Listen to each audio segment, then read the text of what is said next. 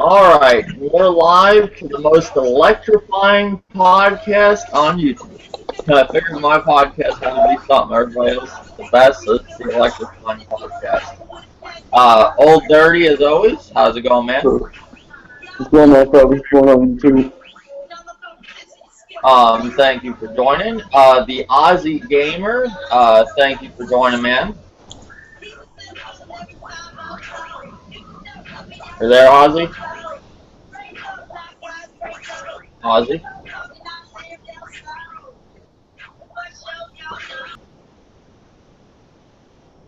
Okay. Lavon, thank you for joining. What happened? Alright. Tonight we'll be talking about pretty much the Nintendo lineup for 2015. Just when you thought the Wii U is possibly dead like I did, they dropped some games, you know. I want to talk about the whole Metal Gear thing with the microtransactions. I want to talk about Gears of War Ultimate with the GameSpot thing with Infinity 7. Just a bunch of different things, not too much. The first thing I guess we're going to start off with is Nintendo's holiday lineup for the Wii U. Basically, it has a decent amount of games. They actually got release dates now. Can you believe that? What do you think of Nintendo's lineup so far, Lamont, for the Wii U? It's pretty decent. I mean, for a legacy system like the Wii U. For a kid's console. Okay. So they announced the Xenoblade coming out December 4th, 2015. Devil's Third actually is another game that's also coming out December the 11th of December. That game has got some mixed reviews, mostly a lot of bad news about it, but it is coming out to the Wii U. You got Animal Crossing Amiibo Festival. Mario Tennis, Ultra Smash. They are getting some third party. They're getting Disney Infinity. That'll be out in, I don't have a release date for that, but basically just wrote down the game's coming. Skylanders Superchargers, Lego Starter Pack, Guitar Hero Live, Just Dance, Shovel Knight. So they got some games, and of course you got Star Fox coming, and I'm trying to figure out when they announced that's coming. November 20th. Mario Maker, Super Mario Makers, September 7th. Yoshi Wally World, October 16th. Fatal Frame, October 22nd, and that's actually going to have like a free-to-start game where you can play the prologue, Chapter 1, and most of Chapter 2. What do you guys think about this, Old Dirty? I asked Lavon, what do you think about it, Old Dirty? That's pretty cool. So there's a couple of things in that lineup that I'm gonna pick up. I'm definitely looking forward to the Xenoblade and Star Fox. Like, I can't wait to play that Star Fox. Yeah, that's getting a lot of. Some people are looking forward to it. Some people said a lot of negative stuff about it, but I'm sure if you're a Star Fox fan, it does look good. Thank you, Thanos, for joining. I appreciate it, man. How you doing today, buddy? Good, good. Thank you for the invite, sir. Thank you for the invite. Oh, anytime, man. Right now we're talking about Wii U's 2015 lineup. Just when you thought the Wii U was pretty much dead like I thought, Nintendo dropped some release dates, some games, you know. Star Fox Zero and Xenoblade, they gave release dates for that. Devil's Third, Animal Crossing Amiibo Festival, Mario Maker, which we knew was coming. Well, it's called Super Mario Maker. Fatal Frame. What do you think about all that, Thanos? Do you think it's a good thing for the Wii U, or do you think it was dead? I think it's a good thing for the Wii U owners. I don't think it's gonna entice anyone to actually go out and purchase a Wii U. You know, maybe if it was Zelda, I can see it being exciting. You know, even people who don't even like the Wii U, that at least that's something really worth talking about. It's a Zelda game, but It's good. It's good that they're still supporting the Wii U fans out there before they drop the NX. Yeah, see, I'm thinking that with my whole opinion on this thing, I think they're just giving the Wii U just enough to stay kind of relevant, I guess, just before they drop the NX. I think the NX is getting dropped next year. That's me, though. I mean, some people think it's going to continue another year, the Wii U, after they announce the NX. They think that the Wii U still got another year. I think they're cutting it right when they drop the NX in 2006. I think, in my opinion. I agree with you. Yeah. I can see that easily happening. So so will the Wii U be a forgotten console? I don't think it'll be a forgotten console. Was the Dreamcast forgotten? No, it wasn't. No. I mean, they cut support on that, but that wasn't a forgotten console. I mean, there is people that like the Wii U. I mean, you're one of them, right, Levon? Yeah.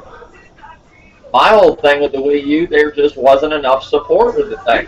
I would have definitely cut the Wii U if they actually supported the thing. It wasn't even about third party. They hardly released their first party. I mean, you're waiting from 4 to 6 months, sometimes even 8 months for a game to release.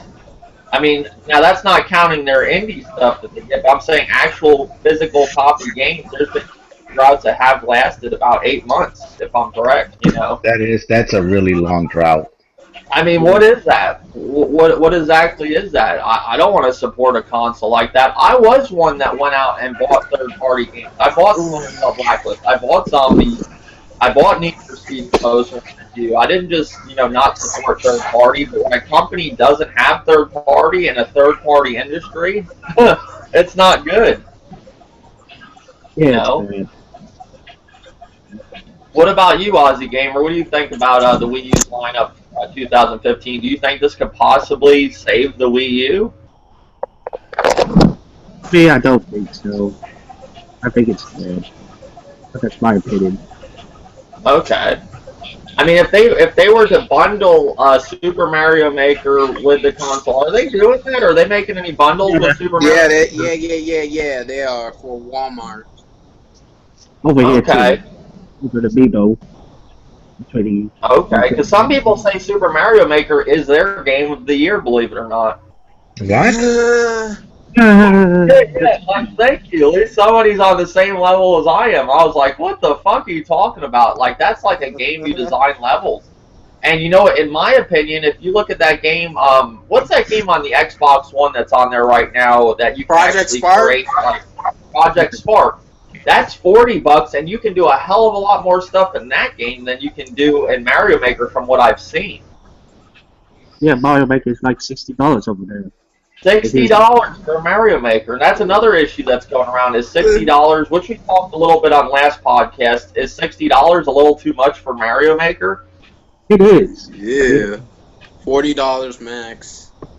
Yeah. I mean, it is Nintendo, but shit, I would say Splatoon would be a better contender than Mario Maker. Shit. Yeah. That's what I'm saying. I thought Splatoon would be like their game of the year, not Mario Maker. But I mean, to be fair, it hasn't came out yet. It will be out, I believe, the 9th of September. So hopefully it does sell units. I just really think Nintendo just has this console still out here because they're just supporting it just enough to keep it going. Just enough to keep people somewhat satisfied that are like diehard Nintendo fans.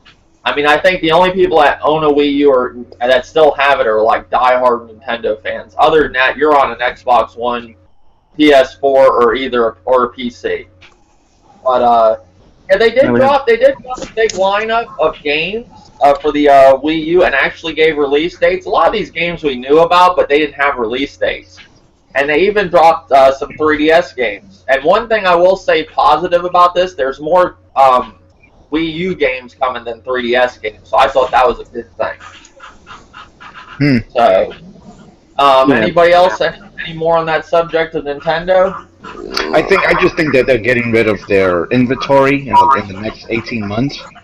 At least in the next 18 months, and then once they get rid of their inventory, they start racking up on the NX, and they're probably working on new IPs as we speak right now for the NX, if any. But that's what my personal opinion is. I think they're just clearing inventory for the next 18 months.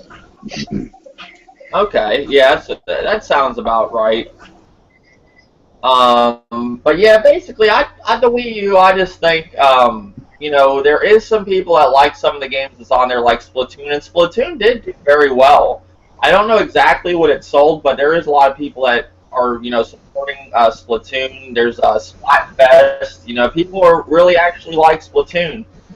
I think if Nintendo would have had, do you think if Nintendo would have had third parties stay with the Wii U, think the Wii U wouldn't be on its way out? What are your guys' thoughts on that? You go down.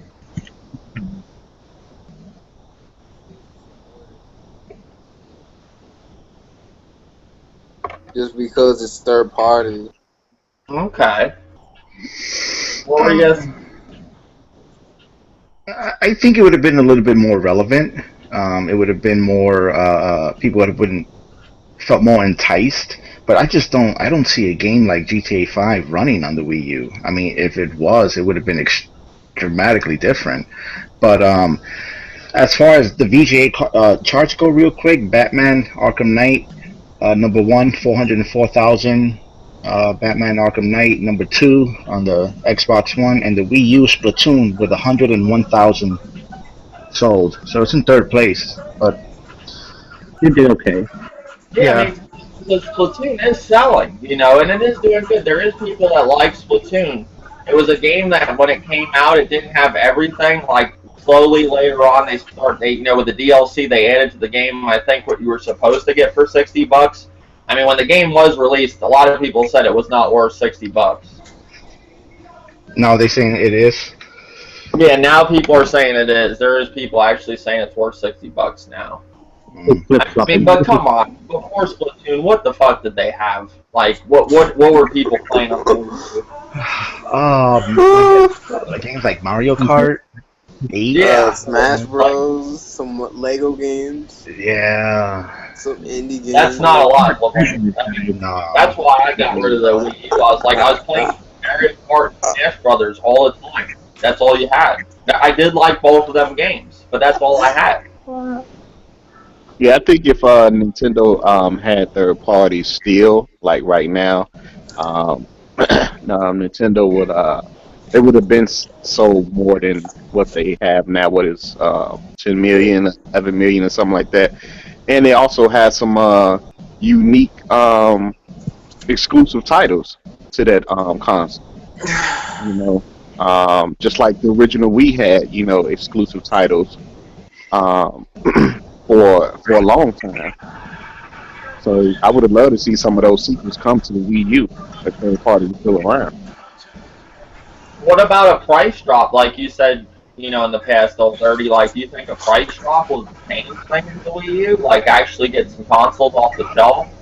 Yeah, I think if they drop it to like $199, I think more people, will pick the system up as, maybe a secondary console. Because I'm pretty sure it is some games that they do see on there that they want to play, but they don't want to buy the system because there's really no third party support. You're mainly just just living off Nintendo. And Nintendo can't put out the games fast enough. Everybody knows how Nintendo is. But any first party that's just doing, even if it was Microsoft or Sony, they would still have to take their time to give you the first party game. They should have made a 3DS player for the Wii U so that way you can play 3DS games on the Wii U. Like the Game Boy player for the GameCube. Yeah. What? That's crazy. That 3DS is. You know how much money that's making Nintendo?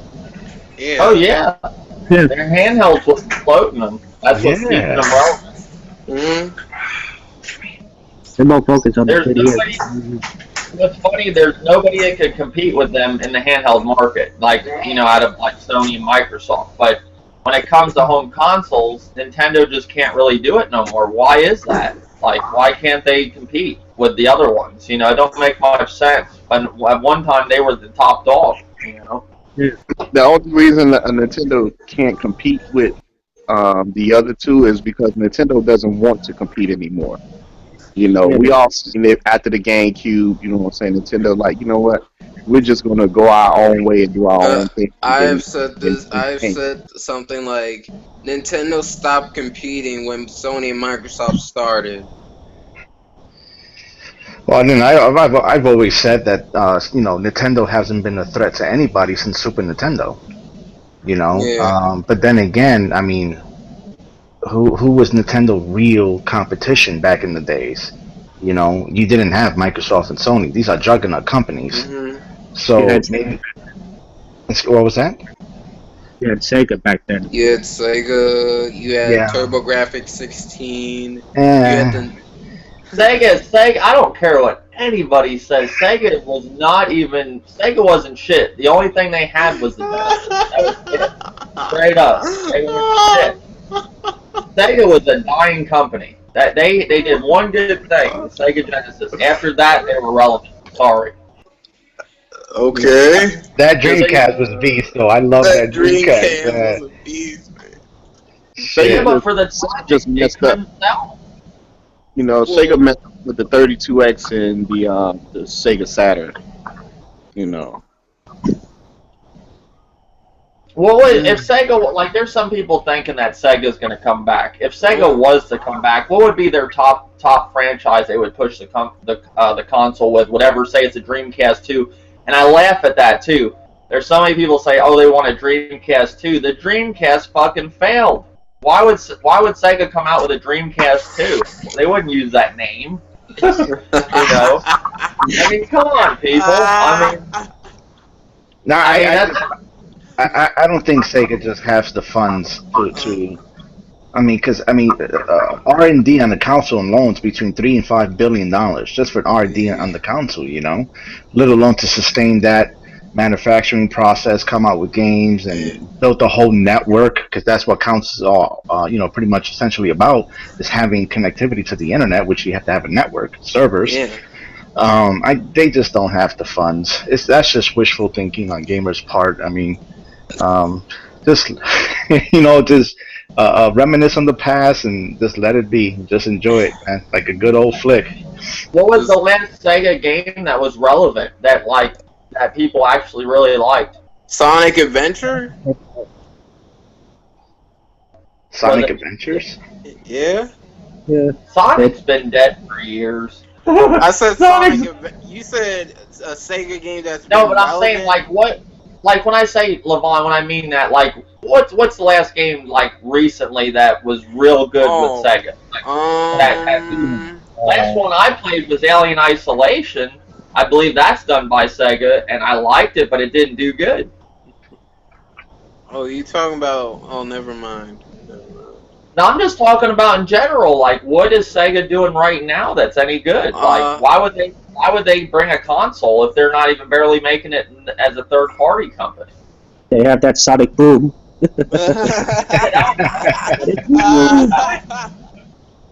I mean, I think people that want Sonic, are just fans of the, of Sega. That which there isn't many of them left. A lot of the newer gamers, they're not thinking of Sega. They haven't even probably ever touched a Sega console. Yeah. I think the only thing Sega was ever relevant was the Sega Genesis. That was it. That was the only thing. I mean, I like games like Echo the Dolphin, stuff like that, but, I mean, let's be real, like, Alter Beast was cool. I mean, but gamers nowadays, they don't have a clue what half of them games were. They don't know what you're talking about. The gamers that want Sega to come back are people like, our age that liked Sega a lot, but I was always a Nintendo dude. I never really liked Sega that much. We had the Genesis, and I had a Dreamcast, and I had a Game Gear. That was all my Sega consoles, every one of them. That was it. I never had the other ones, like the Sega CD, and most of everything Sega did fucking failed. I mean, it did. Let's be real here. That Joe Montana, though, and that Genesis was crazy, though. I love that game.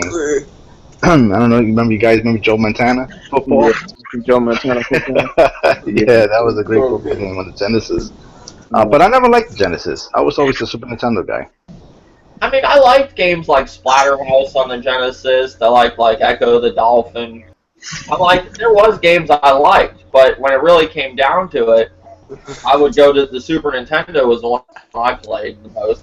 My brother, he had the Genesis, I had the Super Nintendo. But, we lived in this we shared a room. I had it in the room, so I played it, but it wasn't mine. But I always liked the Super Nintendo because it was mine too. So, but yeah, this dream about Sega coming back, keep dreaming, people, keep dreaming. I don't see it happening. Yeah, I really don't see it happening. I mean, I just hope one day we don't talk about Nintendo that way. That's where it's coming, though. Nintendo is becoming the new Sega. I don't know about that. Oh, God, I hope not. I hope not, Dave. That's I pretty hope not. bold. They're not even in the conversation anymore. All I hear is PS4, Xbox One. You really don't hear the Wii U until as of late with this lineup that dropped. Well, I mean, I do hear I can understand that, where you really don't hear, Nintendo. You just hear Microsoft and Sony, because there is no third party for Nintendo. If there was third party for Nintendo, and they put out good games on the Wii U, you would hear the Wii U being mentioned, would be brought up. But since there's no third party, there's no games. So the only thing we waiting on is Indies and Nintendo to finish they lineup, and that's it. So everything else is, Nintendo is irrelevant right now because Microsoft and Sony are dishing out third party games. You know what I'm saying? That's for them afloat. Yeah. But that's the. I mean, like Nintendo is irrelevant, but not. Their console is, but their IPs are not. You know what I mean? And I feel, as much as I care about Nintendo a lot because of my past, but do they really need to be a hardware manufacturer? I mean, why can't they just go software? Well, a lot of people say that they wouldn't play their games even if it was third party. Yes, they would. Don't believe them. They would. Trust me. Yeah, I would play their games on the PS4 and Xbox One. It wouldn't bother me. Well, people were saying that shit with Sega, and then we saw Sega on other consoles. You know what I'm saying? Yeah. I mean, not Sega, Sonic. That's what I'm gonna say, Sonic. People said the same thing back in the day with Sega. I'll never play Sonic on any other console. Look now. People play Sonic, the ones that still play it on other consoles. Well, Dave, are you optimistic for the NX? You think, are you optimistic? I don't like the stuff I'm hearing about it. I really don't. I don't like a lot of. I think Nintendo just needs to keep it basic, drop the gimmicks, just try one last time. See if they have it to compete against Sony and Microsoft. Drop a console up to par. Make some amends with third party. Do like you did back in the Super Nintendo days. I want to see if Nintendo still has it in to actually be a competitor. Well, but even never mind. Yeah, I just hope it's not a repeat of the Wii U. The problem with the Wii U, I think, was the name, the lack of advertising, and that gamepad. That really fucked the Wii U up. People just, when I had a friend come over one day, and he saw the Wii U over in the corner, but he first saw the gamepad. He goes, "What is that?" He says, "That a new tablet that came out?" I said, "No, that's the new Nintendo." He says, "That's the new Nintendo." That happens a lot. I'm like, "What are you talking about?" And I think I let him play. What did he play? I had Call of Duty Black Ops 2 on it. He was just playing with that. He's messing around with it. He said, "This is crazy." He's like, because he thought before he touched the controller it'd be uncomfortable. He says, "I would have never expected that to be the newest Nintendo console." Exactly. So I think that had hurt him. And advertising was a big thing. Nintendo acted the whole time this console was out like it didn't exist. I think the NX might be a hybrid. That's what I think it might be. But why does it have to be a hybrid? Like, why? Well, I mean, their handhelds are successful. They're good with that, and if it's a handheld, allows you to put it in a dock with an HDMI port with a regular controller. I mean, why not? Yeah, but you're kind of ignoring the whole fucking console market that hates handhelds. Right. I mean, when you say it could be a hybrid where people can take their DS games or whatever and play it on the TV. I mean that's not gonna work because well my other idea was like a terminal. Sony trying to do the same thing with with the Vita, and it's not working. not Yeah, Yeah, working. they might do it the like Vita that, could like be like the a home console where you just walk around with. Nobody yeah. wants to play home console games on that Vita. Who wants to play Witcher 3 on a small ass screen on I the go? would, I would.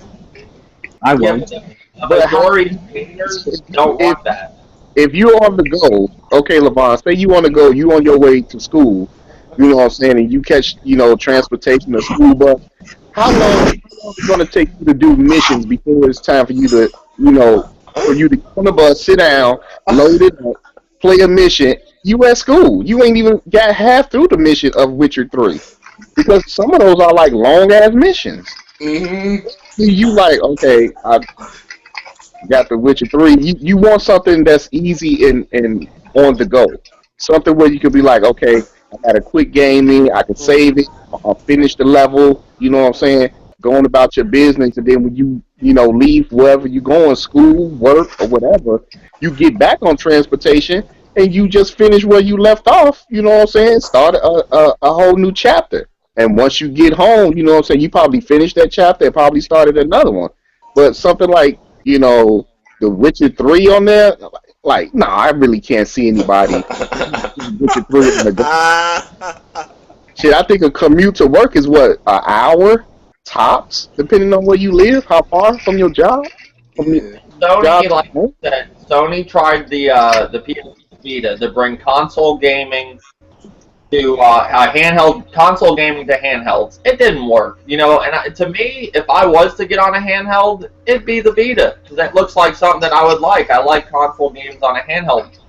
Handheld games are totally different than console games. The graphics and everything. I just don't see it working. I don't see this hybrid. I think people want Nintendo, the ones that have been asking Nintendo to go back to how they were. They don't want this hybrid shit. They did say this though. They said that this console will change the way you play games. Yeah, that's what they said. So But what can they do that can change ways? That's the thing. I don't know. I mean, I don't think them making an SD card like everybody's predicting with this DS shit and with it not having optical drive. Well, I don't think that's going to change the way that I play games. Because we've had that before on handhelds. Now they're going to do it with consoles. I mean, SD cards can hold more than a Blu-ray disc. yeah, but is that going to actually change the way you play games? Oh no. Oh, let's not get into that topic again. No, we're not getting to that topic, but I'm just saying, like, every bit of these rumors that I have heard about the NX, I'm not liking what I'm hearing. I'm not at all, I just think Nintendo needs to try one more time for their, fans of, like, Super Nintendo days and, the original Nintendo. Just try to compete one more time, see if they can do it. Or, sometimes I ask myself, are we trying to ask Nintendo to be something that they're not? Ooh. Because if you think about it, what would the kids have without Nintendo? Are we trying to take the kid market away, and just make more stuff for Sony and Microsoft? You know what I'm saying? Like, they're for kids, and sometimes we don't want to accept that. Mm-hmm. What would the children have if they didn't have Nintendo? The children don't have Microsoft because majority of kids play on Sony. Yeah, exactly. And Yes, no, smartphones I'm and just saying, tablets. say they dropped the whole amiibo shit and all that stuff. What would kids have? And they went into GTA and all that. So you got three companies pretty much the same. Now you got Nintendo right now that actually caters to children. I don't care what anybody says. That's what they cater to. They kind of do. Are we wanting Nintendo to be something that they're not? Well, like if you look at like Disney, right? Disney is very cartoony, but they have some of the most iconic characters in the world. And I know, like I'm an adult and I enjoy Disney films, like The Lion King and shit like that. And I don't even like cartoons. You know what I mean? But and I've heard people made that statement or argument. And Disney and Nintendo are two completely different things. You know what I mean? But and as far as kids, I've also heard people say a lot of kids these days are playing Call of Duty. You know what I mean? But I'm kind of just curious to what's the age demographic that's really supporting Nintendo. Is it the younger, the teens, or the actually older gamers? You know, the guys that grew up with Nintendo and shit like that. I I think don't know. I think that's what's keeping Nintendo alive, though. I think Nintendo's catering towards kids, but these older, people our age, these older adults, are playing these games that they've been playing for years, and they just never got off them. And that's why you see that small audience in the console market for Nintendo still. On YouTube. Yeah. There's not there's not that much of a demand for like the home console market when it comes to Nintendo. It's not like Sony and Microsoft. I mean, the Wii was, if you take the Wii out of the equation, I've said this many a times, and look at their console sales from the NES generation up. Look how it declines. Take the Wii out and look at the decline. Wow. Wow. Yeah, I don't know. Yeah. I really do. I think they're becoming the next Sega. I really do. I strongly agree with that. Who's going to be the next third competitor? There doesn't have to be a third competitor. We really didn't have one back in the day. We had Nintendo and Sega. That was it. There doesn't have to be a third competitor. That's take the home console market. Yeah, I read a headline like 6 years ago. I can't remember where, but I remember it's the headline was, "Is there room for three?" And that stuck with me. Is there really room for three manufacturers to compete in the console market? I don't know. I hope so. The more things are competitive, us the consumer wins because they're competing for the prices and they're competing for our dollar. But and I hate to say this, but I've never, as of late, haven't considered Nintendo to be in the league of Sony and Microsoft, or even PC for that matter. I mean, they do their own thing. They have their own games. They have their own audience. It's kind of like Apple. You know what I mean? It's just they have their own group. Yeah. They have their own hardcore. They have their own software. It's just theirs. It's just it's just a hairball. You know what I mean? Is this there in the background? Yeah, pretty much. Yeah, it's that odd picture frame in the background. You notice it, yeah. It's they're just there, But if Nintendo, if the NX doesn't end up working out for them, if it ends up being just a repeat of the Wii U, slightly better, I would just like to see them. I wouldn't like to see them end up like Sega, like diminish themselves. I just like them to see them as just a software company and be on all platforms. You know what I mean? But I think Nintendo's too stubborn to do that, though. They'll never do what Sega did. It's beneath them. They're like a company they would never take their games, even though they don't compete right now. They would never put their games on a Sony console, Microsoft. That's beneath them. I think they would pull totally out of the console market before they do that. Go third party. Well, You'd just be playing their games on a handheld if you wanted Nintendo. They say play them on the handheld. We're not making them for Sony and Microsoft. I know they would sell great, but I think that them as a company, that's beneath them to do that. They would never do it. It's like them surrendering to Sony and Microsoft. They would never do it. They would just pull out.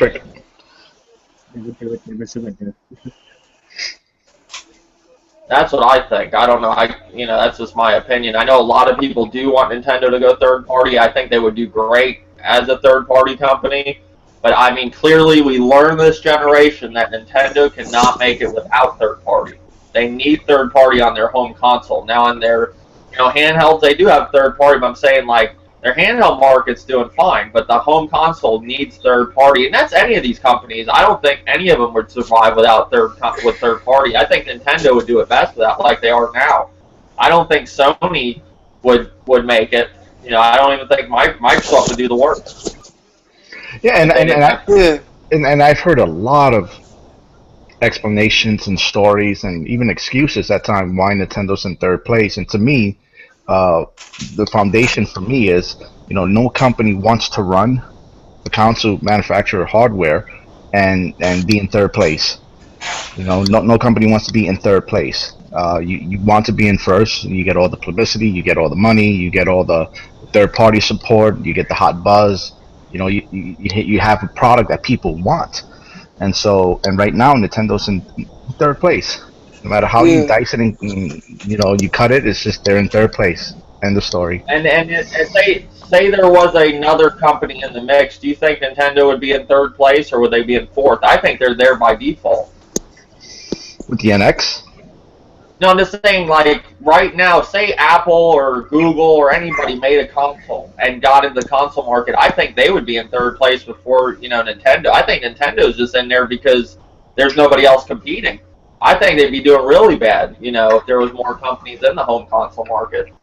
I just all I know is that it is a fierce, competitive industry. You're talking about billions of dollars worth of investment. I think Microsoft learned that the hard way when they came out with the original OG Xbox. They knew that they were going to see their money returned within that first console. And I don't even think they've ever seen profit from the Xbox division. From my understanding, I don't think they've ever been profitable off the Xbox division to this day. So it's a fierce industry, man. I don't know. I mean, because if it was pretty easy, I think Google would have been in it a long time ago. Long time ago, they would have been in it. Can I say something? Yeah, go ahead. Do you guys believe that Nintendo needs new people? New people with the head. New people, in Nintendo. Not the old people who be Reggie or I can't hear him. Yeah, I can't. Ozzy, you gotta speak up, man. do you believe that Nintendo needs new people? Nintendo. If they need people, you said. Do they Yeah. need new people, like new management stuff Oh, like he's that? talking about new management. Yeah. Oh, well, yeah. I mean, obviously, anytime you bring in new management, things are going to change.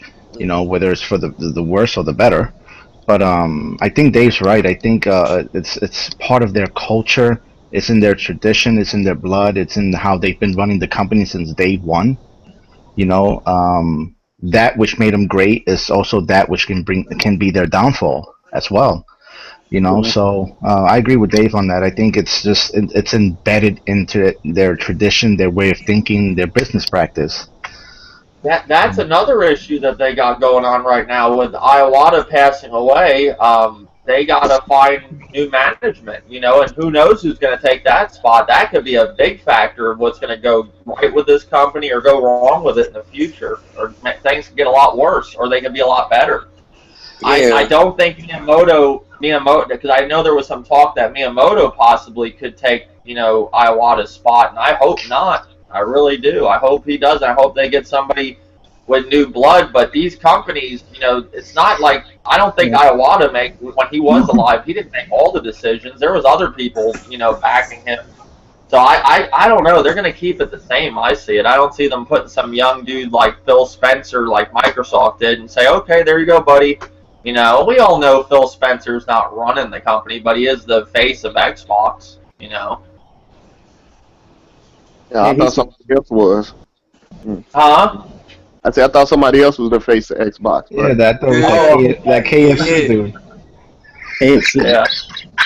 Could you imagine that guy on like the billboards of Xbox?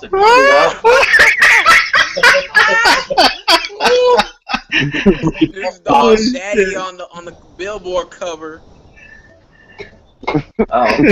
Oh shit! No, man. But Buy some KFC. Never mind. Maybe KFC would be better for that one. I think if Nintendo had like third party now, I mean, we probably wouldn't see a lot of games coming from the PS4 and Xbox One. You might see a few maybe, but I believe third party will actually have some good unique games on there. If they just took the time and develop the game. There was one time when they announced the Wii U, and Jeff Keighley from Game Trailers was interviewing Reggie, and he was talking about the Wii U, and certain the type of disc and all that stuff. And I remember specifically Reggie was saying now third-party developers don't have any excuse. Now they can make their games on HD on Alcanzu and blah blah blah blah, and it just went on and on and on. And all of a sudden, there's no third-party support on the Wii U. So something must have happened that is not public. Well, developers were saying that the Wii was a next-gen system. I mean, the Alien Colonial Marines developer said it was a next-gen system. And that got canceled. Same thing with Project Cars. Yeah. They were all behind that. Yeah. Even what was that other game? The guys that make Crisis. I remember reading the article, and one of somebody in the development team said that they actually had the game up and running for the Wii U. They said it looked beautiful, but they said the only reason why it didn't come to the Wii U because EA told them no.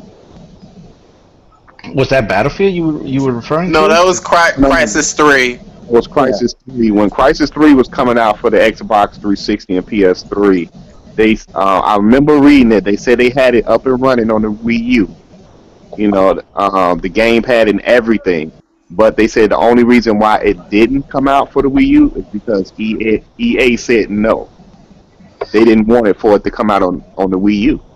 Yeah, I know EA was saying certain things about not supporting Nintendo, and once they said that the Wii U cannot support the Frostbite Engine 2, I knew it was over. That's their way. That's their scapegoat. That's their cop out. Once they said it can't support the Frostbite Engine 2, that's EA way of saying that we're not going to support you. And I just find it really funny that ever since EA kind of gave Nintendo the cold shaft, everybody just followed. But Thanos, what's funny is, what I'm saying, if they say, okay, the Wii U can't run Frostbite, 2.0, then how the hell the PS3 and Xbox 360 can run it? Like, that don't make sense. I remember I used to go on Zaire page right before Nintendo launched the Wii U. And finding out more and more information about it, you know what I'm saying? And he was saying that the Wii U won't run Unreal Engine 4. So I told him, I said, well, that's fine, because I said, Zaire, if you remember, Epic Games, you know what I'm saying, said that the 360 and PS3 could only run Real Engine 3 only 20% of the engine. That was it. It couldn't run anymore. And look at the beautiful games that we got on the 360 and PS3 just from 20%. So I'm saying, just imagine the Wii U can use it to its fullest 100%, and maybe it can run maybe 15% of the Unreal Engine 4 and still get good looking games. Like the 360 did, that only used 20% of its power. That was the only thing it could use was 20%. They couldn't squeeze nothing else. Yeah, I don't know, dude. Maybe EA took a playbook from George Bush. If you say things enough, people end up believing it. You know what I'm saying? But you're right. Shit, you're spot on with that. I don't know. It's just weird, man. It is a fucking conspiracy. It is. It really is. It's weird how that all played out for Nintendo, but. Yeah, EA even shook their hand at E3 2011. Yeah, they shook. Like one of the business partners shook their hand. Oh, and I remember too. Dave said a couple of podcasts ago something about Ubisoft. Like after everybody abandoned Nintendo, who was still there? Ubisoft was still there. You know, and I think the final blow with Ubisoft was with Rain Man. I can't remember which one it was. It Origins or Rayman Legends? Legends. Yeah. Once they delayed that game, that was one of their way of saying, we're gonna focus on Sony and Microsoft. We're gonna go where the money's really at, And a lot of Nintendo fans were burnt. I think they should have run that to the Wii U because fans were actually hungry for a game, and I believe that game was sold very well. because I was even waiting for it, and for them to say they said 2 weeks before the game was about to launch, they said, you know what, we're going to delay the game for a couple of months because we want to add it to the 360 and PS3. Right. And when they did that, fans got pissed. They're like, why we have to wait if the game is finished for us? Give it to us, and then let them wait. You know what I'm saying? Until you finish their version. You know what I'm saying? Which they should have done. I think they just shot themselves in the foot when they did that, because when that game had supposed to launch, there was nothing that was coming out for the Wii U. Then maybe 2 to 3 months, maybe. I think the next game was probably coming was Pikmin 3, if I'm not mistaken, and that was like down the line. So Yeah, that yeah. game would have sold like hotcakes. It would have sold like hotcakes because it was already like 3 million Wii U's on the market. So that game would have sold, and for them to say, "Hey, we're gonna hold it back for damn near 6 months," you just shot yourself in the foot. And I think the Wii U still, it's still sold. I think it even outsold the PS3 and the 360. But look how much they could have made even more. How They much? just shot How themselves in the much foot would when they you did think they that. would have made more though? Like, do you think there would have been that many people buying it on the Wii U? Like with Kurt, well, like let's look at like other third-party sales. That should have done well. That did. You know. Okay, I put it as, okay. Let's just say, okay, when I had the Wii U, Rayman was supposed to come out. I didn't have Xbox One yet. I didn't have my PS4 yet. So that was the only thing I had that was new, and the only thing I had that was old was Xbox 360 and PS3. So when you get a new console, you're itching to get something new for that new console you just shelled out $400-500 for. So for that game, Rayman Legend, it looked good, it played good. It was a 2D side scroller platform. If that's what your eye was on, that's what you wanted. And I do agree with you. I think would it have done better than Zombie U? I think so, slightly. I think it would have sold more, and as a consumer, we would have been pleased. But if you look at it, at least try to look at it from Ubisoft perspective, would it have been maximizing profit? I don't think so. I think that's what they were looking at. They were looking at it from that perspective. How do you take this franchise? How do you take this game and maximize profit? And if it was going to have to delay the game 6 months to eight, 6 to what was it? It's 8 months delayed or 10 months delayed, something like that. Then so be it. But you know what, Thanos? In the long run, they still lost because it didn't sell well on the 360. It didn't sell well on the PS3, and it barely sold well on the Wii U. So for that big delay that they put, you just shot yourself in the foot 3 times. When you could have just took a big chunk of just putting it on the Wii U, and everybody saying how fantastic the game is. When it was time for it to come out on the PS3 and 360, those people that didn't get a chance to play it because they don't own the Wii U, they would have went and got it. Yeah. We could all agree on this. The Wii U was made to compete with last generation, right? It wasn't this generation that I've seen. Well, is the Wii U considered 8th generation? I don't even see people considering it an 8th generation console. You could I say mean, in other words, you could say that it's a 7.5 generation console. This is 7.5. I mean, because it is when you compare it, stat to stat, it's severely underpowered. And Nintendo does a great job at it with the little stats that they have. What was that, Dave? Baba Kakarot, can you lower your volume? No. Yeah, thank you, buddy. Thank you for joining the podcast, man. Oh. I don't know if you guys heard, but I don't know if it's a rumor or somebody was just fucking with him for something about Devil's Third got like a 3.0 on GameSpot. Yeah. Was it Eurogamer or something like that? Somebody got to turn down their mic or volume or something like that. Trying to get them to do it. Okay.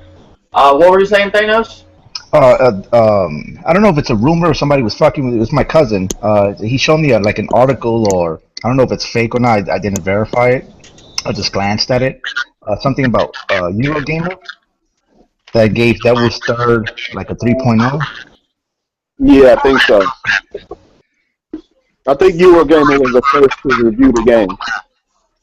And yeah, it's something about the guy was saying that it felt like an unfinished game. Like it needs another year worth of development. That's not good. Yeah. Oh, now I heard that background thing again. I think I got it settled. Now you're saying the Devil's Third?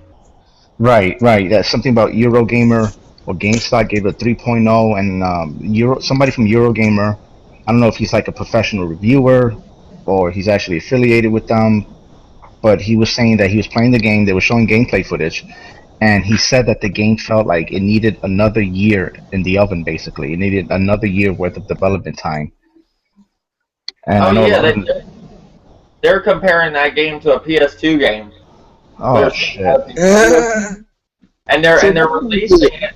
I think they're just going to release it because there were so many people complaining it wasn't coming. Because they did talk about that game, like they showed it off. Everybody was kind of excited for it that had a Wii U, and then all of a sudden they weren't going to release it. You know, they weren't going to publish it, Nintendo. And then they had all that backlash for not publishing it. So they are now, but the game does need more time. Supposedly, that's what I heard. Okay, here's the thing with Devil's Third, and I don't want to sound, biased or fanboy or, damage control, but when we first seen the game, we all knew the game looked like early 360 build. But what we seen looked fun, and that was the multiplayer. Nobody said nothing but was the graphics. Then as the game came out, as the game started getting closer to whatever the release date was going to be, we knew it was going to be sometime this year. Trailer after trailer we were saying how good that multiplayer is going to be. So now when the game come out, Eurogamer just say, hey, you know what, this game is shit. It plays like shit. It runs like shit. But y'all still shit. So why didn't y'all say something on y'all, website or videos back then? You was looking at the game. We all seen the exact same gameplay for like an hour at the treehouse. So what happened between the treehouse until now? The game is just shit. It runs like a PS2. Like we was all looking at it, and we didn't care about the campaign. We was looking at the multiplayer. Like, damn, that shit looked fun as hell. The multiplayer. You don't have a Call of Duty this year. We better get in advanced warfare. And I just think most people had their judgment or their final judgment on reserve, and I think many still do to this day. Because it's early development time, and you can't really judge like a beta or something that's in development still, because you never know, they can add all types of effects and make it. Because when I saw the game, believe it or not, the first thing that popped in my head was, wow, this shit looks like something out of 2008. Right. But it's really it's not just the looks; it's also about the gameplay mechanics, in which at the time, I mean, the sword play, the discombobulating the limbs and shit, that looks pretty cool, with the sword. But the game is done pretty much, and it's still like they were saying, the game does not feel complete. Like it still needs more time in the oven, But we'll see, I guess. Yeah, we'll see as as it gets closer to the U.S. release date, and I Yeah. can see more reviews on it, because for right now it's just Euro gamers with their review and people that actually like bought the game with their reviews. So it's like it got mixed reviews basically. But Yeah. my thing was, if we seen what the multiplayer looked like, which was the fun factor, what changed from the treehouse until now? Was it just Eurogamer? Did we just go by Eurogamer and just now, you know what? Yeah, the game is just shit now. But the game looked like fun, you know what I'm saying, like 3-4 months ago. we all know graphic wise it wasn't up to par, but Right. it was just the gameplay that looked fun of what you was doing in the multiplayer. See, I thought the single player looked good. Like I was interested in that. I liked the multiplayer too, but I thought the single player looked good. And you know, at that time, I thought they would make it look better upon release, like Nintendo does with a lot of their games. But this still looks like the same way it did when it first was shown. So they just need to improve this fucking shit. That's because Nintendo wasn't developing it. Nintendo was just publishing it, so Nintendo didn't have to put their hands in it to make it look better. They just say, "Hey, do what y'all do, and we're going to publish it for y'all." See, them not helping third party, that's why they're in this predicament. Yeah. In my eyes, you know, what it seems like when it comes to Nintendo, they don't want to help nothing. Like when you go back to that whole thing with Injustice, Gods Among Us, the Wii U version, there was some talk about Nintendo didn't want to help the matchmaking system. You know, they expected the developer to figure out how to do matchmaking, and they were like, "Fuck this, we just won't put it in the game." Because Nintendo don't know how to. How do you not know your own product? Because you know what, Dave, I put it to you like this, and I did a video on it, and I said, and I thought about it. I said when EA was going to help Nintendo with their online infrastructure, and whatever the deal went sour, Nintendo got everything built for the Wii U. But in those spaces, there's nothing there. So when you want a party chat and invites, it's there. But Nintendo didn't build anything on, in that area. They want third party to do it because Nintendo doesn't know how to do it because this is their first time. Well, I won't say this is their first time, but they're actually paying more attention now to online. The Wii was online, but it was like, okay, it's just online. It was just bones dry. So now Nintendo is trying to do what Sony and Microsoft doing, and it's like they stepping on the field for the first time. They even said with HD, they didn't even know HD took this long to make a game in HD.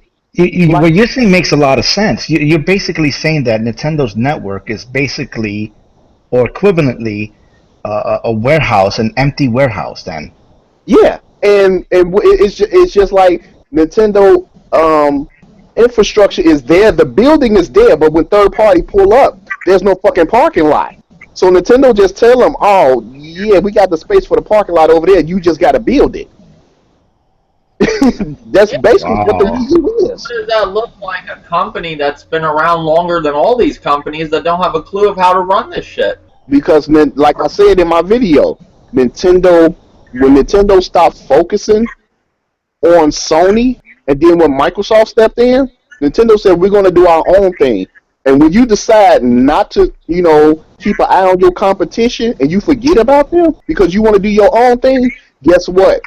Your competition, they start to grow. Where you, on the other hand, you still thinking like, okay, NES and Super Nintendo days, we was the shit. So we're going to keep doing what we doing because we got the best IPs and people want to play them. But Microsoft and Sony is doing other things beyond their first party games.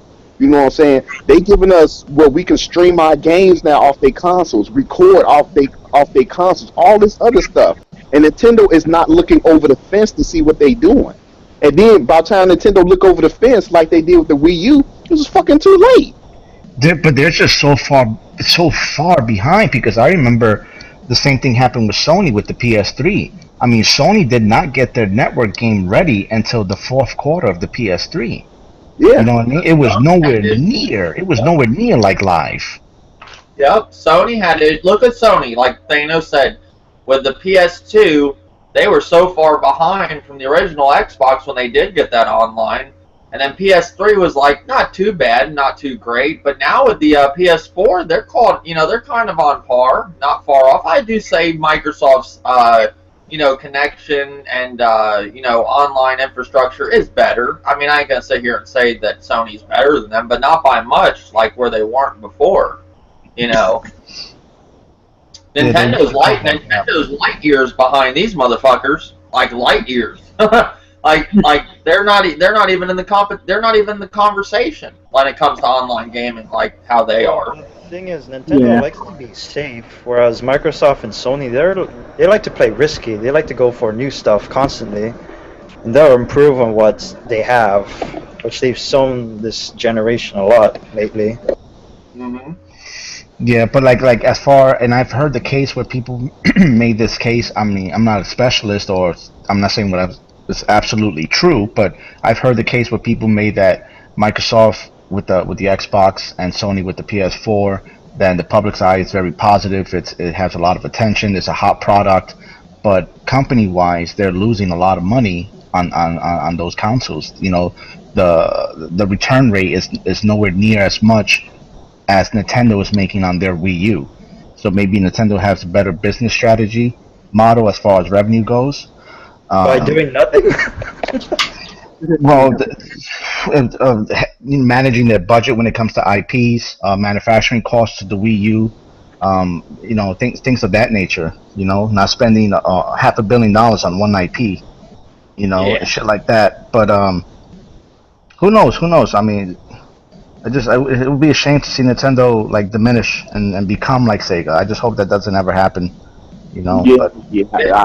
I hope it don't either, because I mean that's true that, you know, I don't know if Sony is actually making a profit. If it is, I'm pretty sure it's small, but I know Microsoft ain't making nothing, because for once they had to take the Connect out, and then they dropped the price again. You know what I'm saying? So it's like they're losing money every time a console is sold.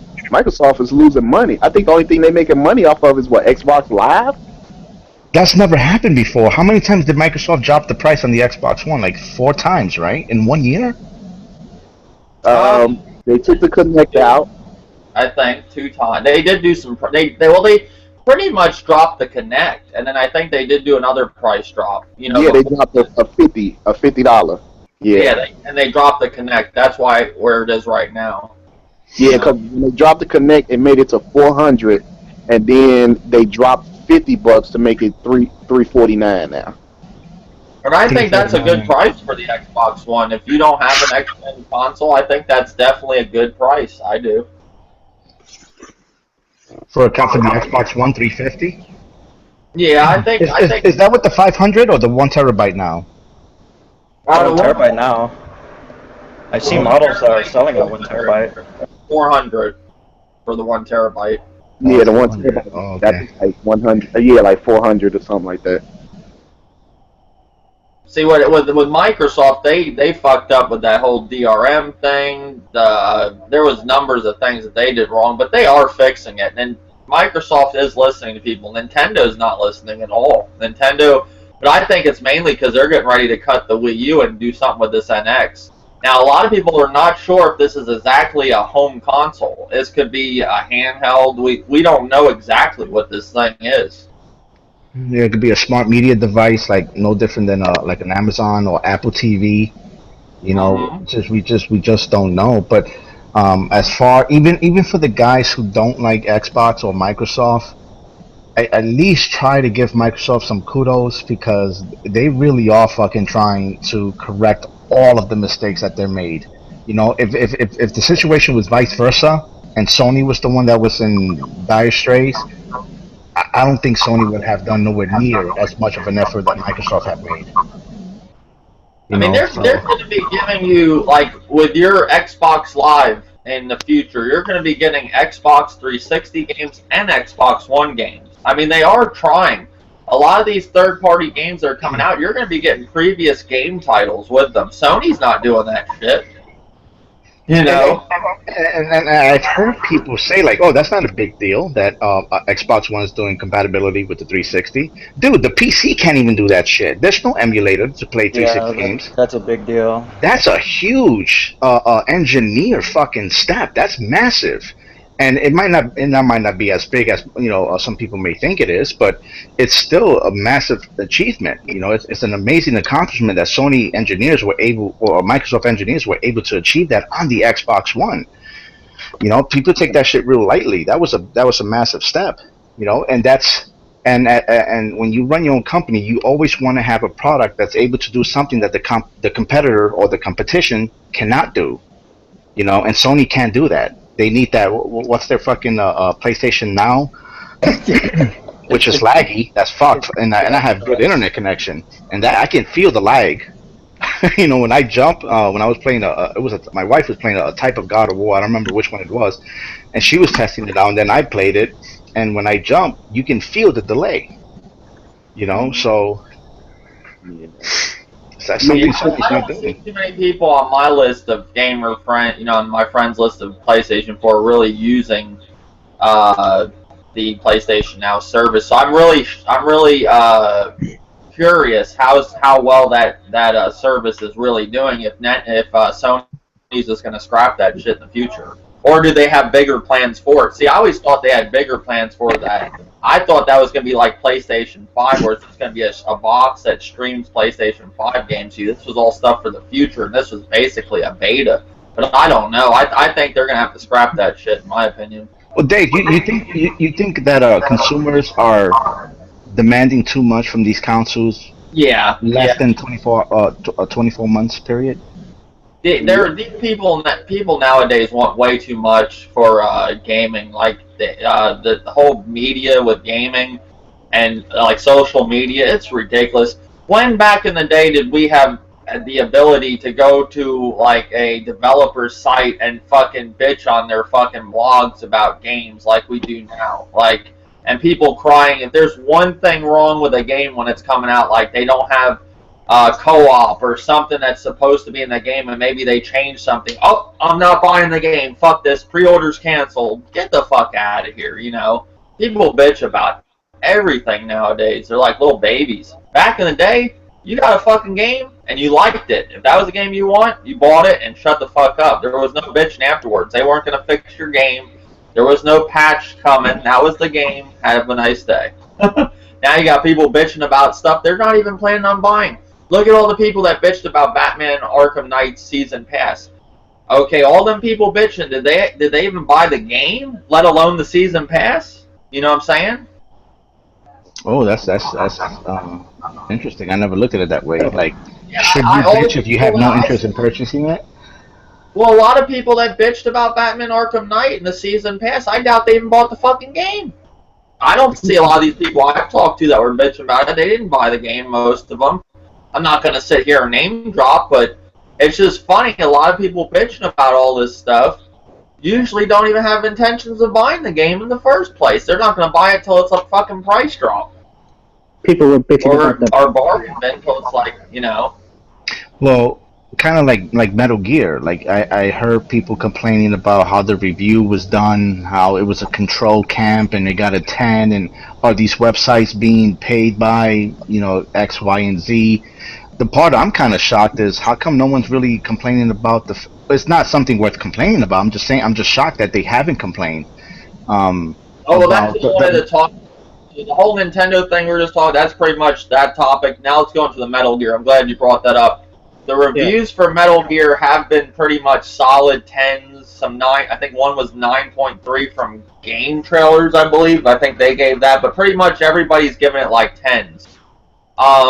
Some people think this is just like you said. Is this all just fixed? Like, are these reviewers paid off? What is your thoughts on it? Like Thanos, I guess since you brought it up. Like the whole multiplayer aspect is being delayed at least a month on the PS4 version. I'm not sure about the Xbox One, and then on the PC it's going to be delayed into January 16th or the 11th or something like that. I'm surprised people are not like up in arms about that. Like, oh, we're paying $60 for a full price game, and half the game is missing, and blah blah blah blah blah. To me, the way I see it, like, if you want to wait until January on the PC side, just wait until January and then you pay the full price for the game. Same thing with the PS4. If you're gonna complain about the multiplayer being out of the game, then get Metal Gear Solid 5 on October. These companies are not forcing you to buy the game. And then right? And this whole the whole control, like control review. There was I can't recall the names. Something about a camp that was, it was a very controlled environment when these reviewers were reviewing the game and stuff like that. At the same time, I can understand being for the gamers and supporting them, but at the same time, I can also like work against them because it's so fucking easy. Because look at the Order 1886. That game was considered to be a failure before it was out of the fucking gate. You know, before Yes. it was even released, and boom, that's millions. You're talking about millions of dollars of damaging a product, and it's not even in your fucking hands yet. All because you saw one review or a couple of YouTubers playing it, and already the consensus reality is that over 80% of people consider a game to be a failure because they saw one or two reviews on a game. And so for Konami to control that environment, not to necessarily dictate, but just to control it so the game isn't damaged, that I can understand. I can understand that. People But, I mean, don't realize how important reviews are to a sense. Right. Like, I want to play the game a majority of the time before I go on a review. I will do this though. If I'm not sure about a game, I'll watch a bunch of reviews, and if I usually hear the same thing, then I'll go buy the reviews. If I hear all the same thing, if I hear different stuff, then I'm going to give the game a try. If I'm unsure of the game. But a lot of people watch a review, and if it gets a bad review, they say fuck it. I agree. They do it, and no matter how many people want to deny that, reviews do matter. They do. People go by reviews. They do. And that's when I'm purchasing a game. I'm not gonna lie, bro. It does play a factor in my decision whether I should purchase that product or not. You know, and I don't just go to one website. I go to multiple, and then I go to like Steam, and then I go to forums, and then I come to like YouTube and hear what your guys, and then your friends and family. All that plays a crucial role in purchasing the game, especially if you're not sure about it. To me, Metal Gear is a day. I already pre-ordered it. I already got it on my Steam. You know? I got it loaded, ready to go. Right when they release it, ready. And See, now one thing about Metal Gear, now what I've heard from people that did play it, even though they're giving this game 10s and everything else, they're saying this is one of the best Metal Gears ever. And you know, looking at the game, you could tell how good it's gonna be. I mean, some games you could just fucking look at like some footage from it, and you're like, that shit's gonna be badass. Yeah. And that's one of those games. Metal Gear is one of them games. You just look at it, you're like, damn. Like if you got to play Ground Zeroes, a lot of people boycotted it because it was like $30, I think, or 40. I forgot what it was. I bought it. I can't remember what I paid for it, but the price is what people got upset about. They're like, oh, it's just a demo for that. But if you played that game, and that game gave you an idea of what Phantom Pain's going to be like. And I was like, damn. I was like, this is just a demo for Phantom Pain to me. And I liked Ground Zeroes. I actually liked it, you know, for what it was. That game's going to be Game of the Year, I think. I'll say it here. The Witcher is the only other one I think that could get that because a lot of people do like The Witcher. I actually like what I played of The Witcher once I got into it. But I think Phantom Pain, Metal Gear 5 is going to be Game of the Year. I 100% agree. I would say Witcher, Grand Theft Auto. I was going to say The Witcher and Metal Gear, and the third contender, if I had to choose, I would say Halo 5. What about Fallout 4? That late in game, I don't know. I just have a feeling I'm looking at a repeat of Skyrim. You know, phenomenal game. It's just a lot of weird glitches and bugs and things weren't functional, and I think that's going to play a role into the crucial score. You know, of the judging. You're right, it could be, but I'm sticking with The Witcher, Metal Gear, and Halo 5. Yeah, as contenders. My thoughts, if Metal Gear don't get it, I think Witcher should get it because those developers are giving out free DLC, and the DLC, the season pass that you do have to pay for. I heard that's like that game, the expansion of it, or both expansions, or either both of them together. Or each of them are going to be the size of The Witcher 2 for $24. Wow. That's crazy. That developer they gave a lot of free DLC. That's a good developer right there. You know, for that game, those people did right with that game. I have to give it to them. And that's CD Projekt Red, right? Yeah. Okay. I don't know exactly offhand. I've been playing the game. I like it. It's one of them games though. You could spend 10 hours and not get nowhere. You know, there's so much fucking content in it. It's not even funny. But I've been having fun what I've played of it, even though I'm not good at it. Oh, for 200. What did you say, Ozzy? This game is 200 hours long. Oh, okay. Yeah. Yeah. But what was so Metal Gear, the reviews, that's not the only game too that's been getting a little backlash on reviews going around. You have Gears of War that got a 7 from GameSpot, and people are just fucking flipping the fuck out. Like, you know, a lot of the Xbox community. What's your thoughts on that, Ozzy? I think people are overreacting over nothing. A 7 is a good score for what it is, you know. 7 is I think it's the con, or I don't know. I remember reading a review. I think it was IGN, and like the one con they had was too much pressing of the A button, and everyone was flipping their shit over that. David, just like I told you. Holy shit! Can you imagine how people are gonna be like, "Oh my god!" Like a review of like playing Mad Max. Oh my god! You gotta press so much of the gas button. It's irritating. The button does do a lot in Gears of War. It makes you cover, it makes you run, it makes you jump. The A button is a big factor, and I mean, it's always been a big factor. I think people are wanting that fixed from the original Gears of War. And now, is this considered a remaster or a remake? I don't know. I get them mixed up. Is this a remake? Remastered. Yeah, remastered. Okay, so this one's a remaster. I get them mixed up. I mean, I don't know. I would assume anything that's fixed somewhat is a remake, but I don't know. I mean, we got remastered. What'd you say, Old Dirty? The thing about that, they talking about you pressing A button too much. Why the fuck y'all didn't say that 9 years ago when the shit came out? Everybody was totally happy with just pressing A. Oh shit! I don't know, maybe you know, I don't know. the A button is too much. And like I told Dave, I'm like, when the review came out from GameSpot, they gave it a 7. I said, you know what? That's that person's opinion, because to me, Gears of War 9 years ago, they got a 9.5. That's still the score that I go to today. It's a 9.5. Everybody know how the first Gears of War was. Everybody in this room on this podcast done played the first Gears of War. So there's no need to rumble and grumble over somebody's opinion that you got to press the A too much, and I'm going to give it a 7. Whoop-de-doo, guess what? I still got it pre-ordered, and guess what? I'm playing it now, and it's still the best Gears from 9 years ago with you know, nice cake graphics to it. That's it. Case closed. See, I think the reason people got upset, and you know, I'm one of the, even I wrote in the comment section, I don't think it should have got a 7, I think an 8 in my opinion.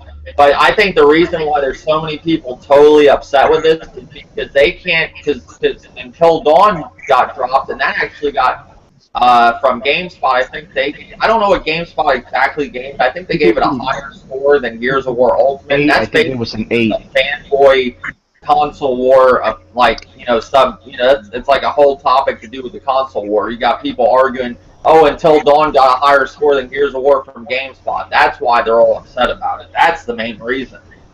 And you know what too, Dave? I think when you just hit it on the head when you said fanboys. Now, GameSpot could have just been doing this just for clicks. You know, but like, you know what? Give Gears a 7 and give Until Dawn an 8 or 8.5, and watch how they come to our website clicking, click. That's what they want. Mm-hmm. That's exactly what they want. They want you to come over there, click, leave stuff in the comment, angry, upset. There's no need, people. There's no need to get angry. We all played Gears of War 9 years ago. We loved it then, and we still love it now. So the person that gave it a 7, that's their opinion. Your opinion is, it's still a 9 or a 10 to you, then that's what Gears of War is. You know what I'm saying? Stop griping over these people that give their own opinion. Some people might not like the game. But if you like the game, that's what should matter to you. Mm-hmm. I think it's a great, remaster. I think they did an excellent job. I am enjoying it. I mean, I don't see nothing wrong with it. You know, I bought it. They wouldn't have changed my thoughts on that one because, like you said, we all played Gears of War, so we know what it's like. You know, so. Yeah. I mean, but it's basically this whole argument is over fanboys. That's all it is. It's the fanboys are upset because this other game, Until Dawn, a new IP, it should get a higher score. It's a fucking new IP.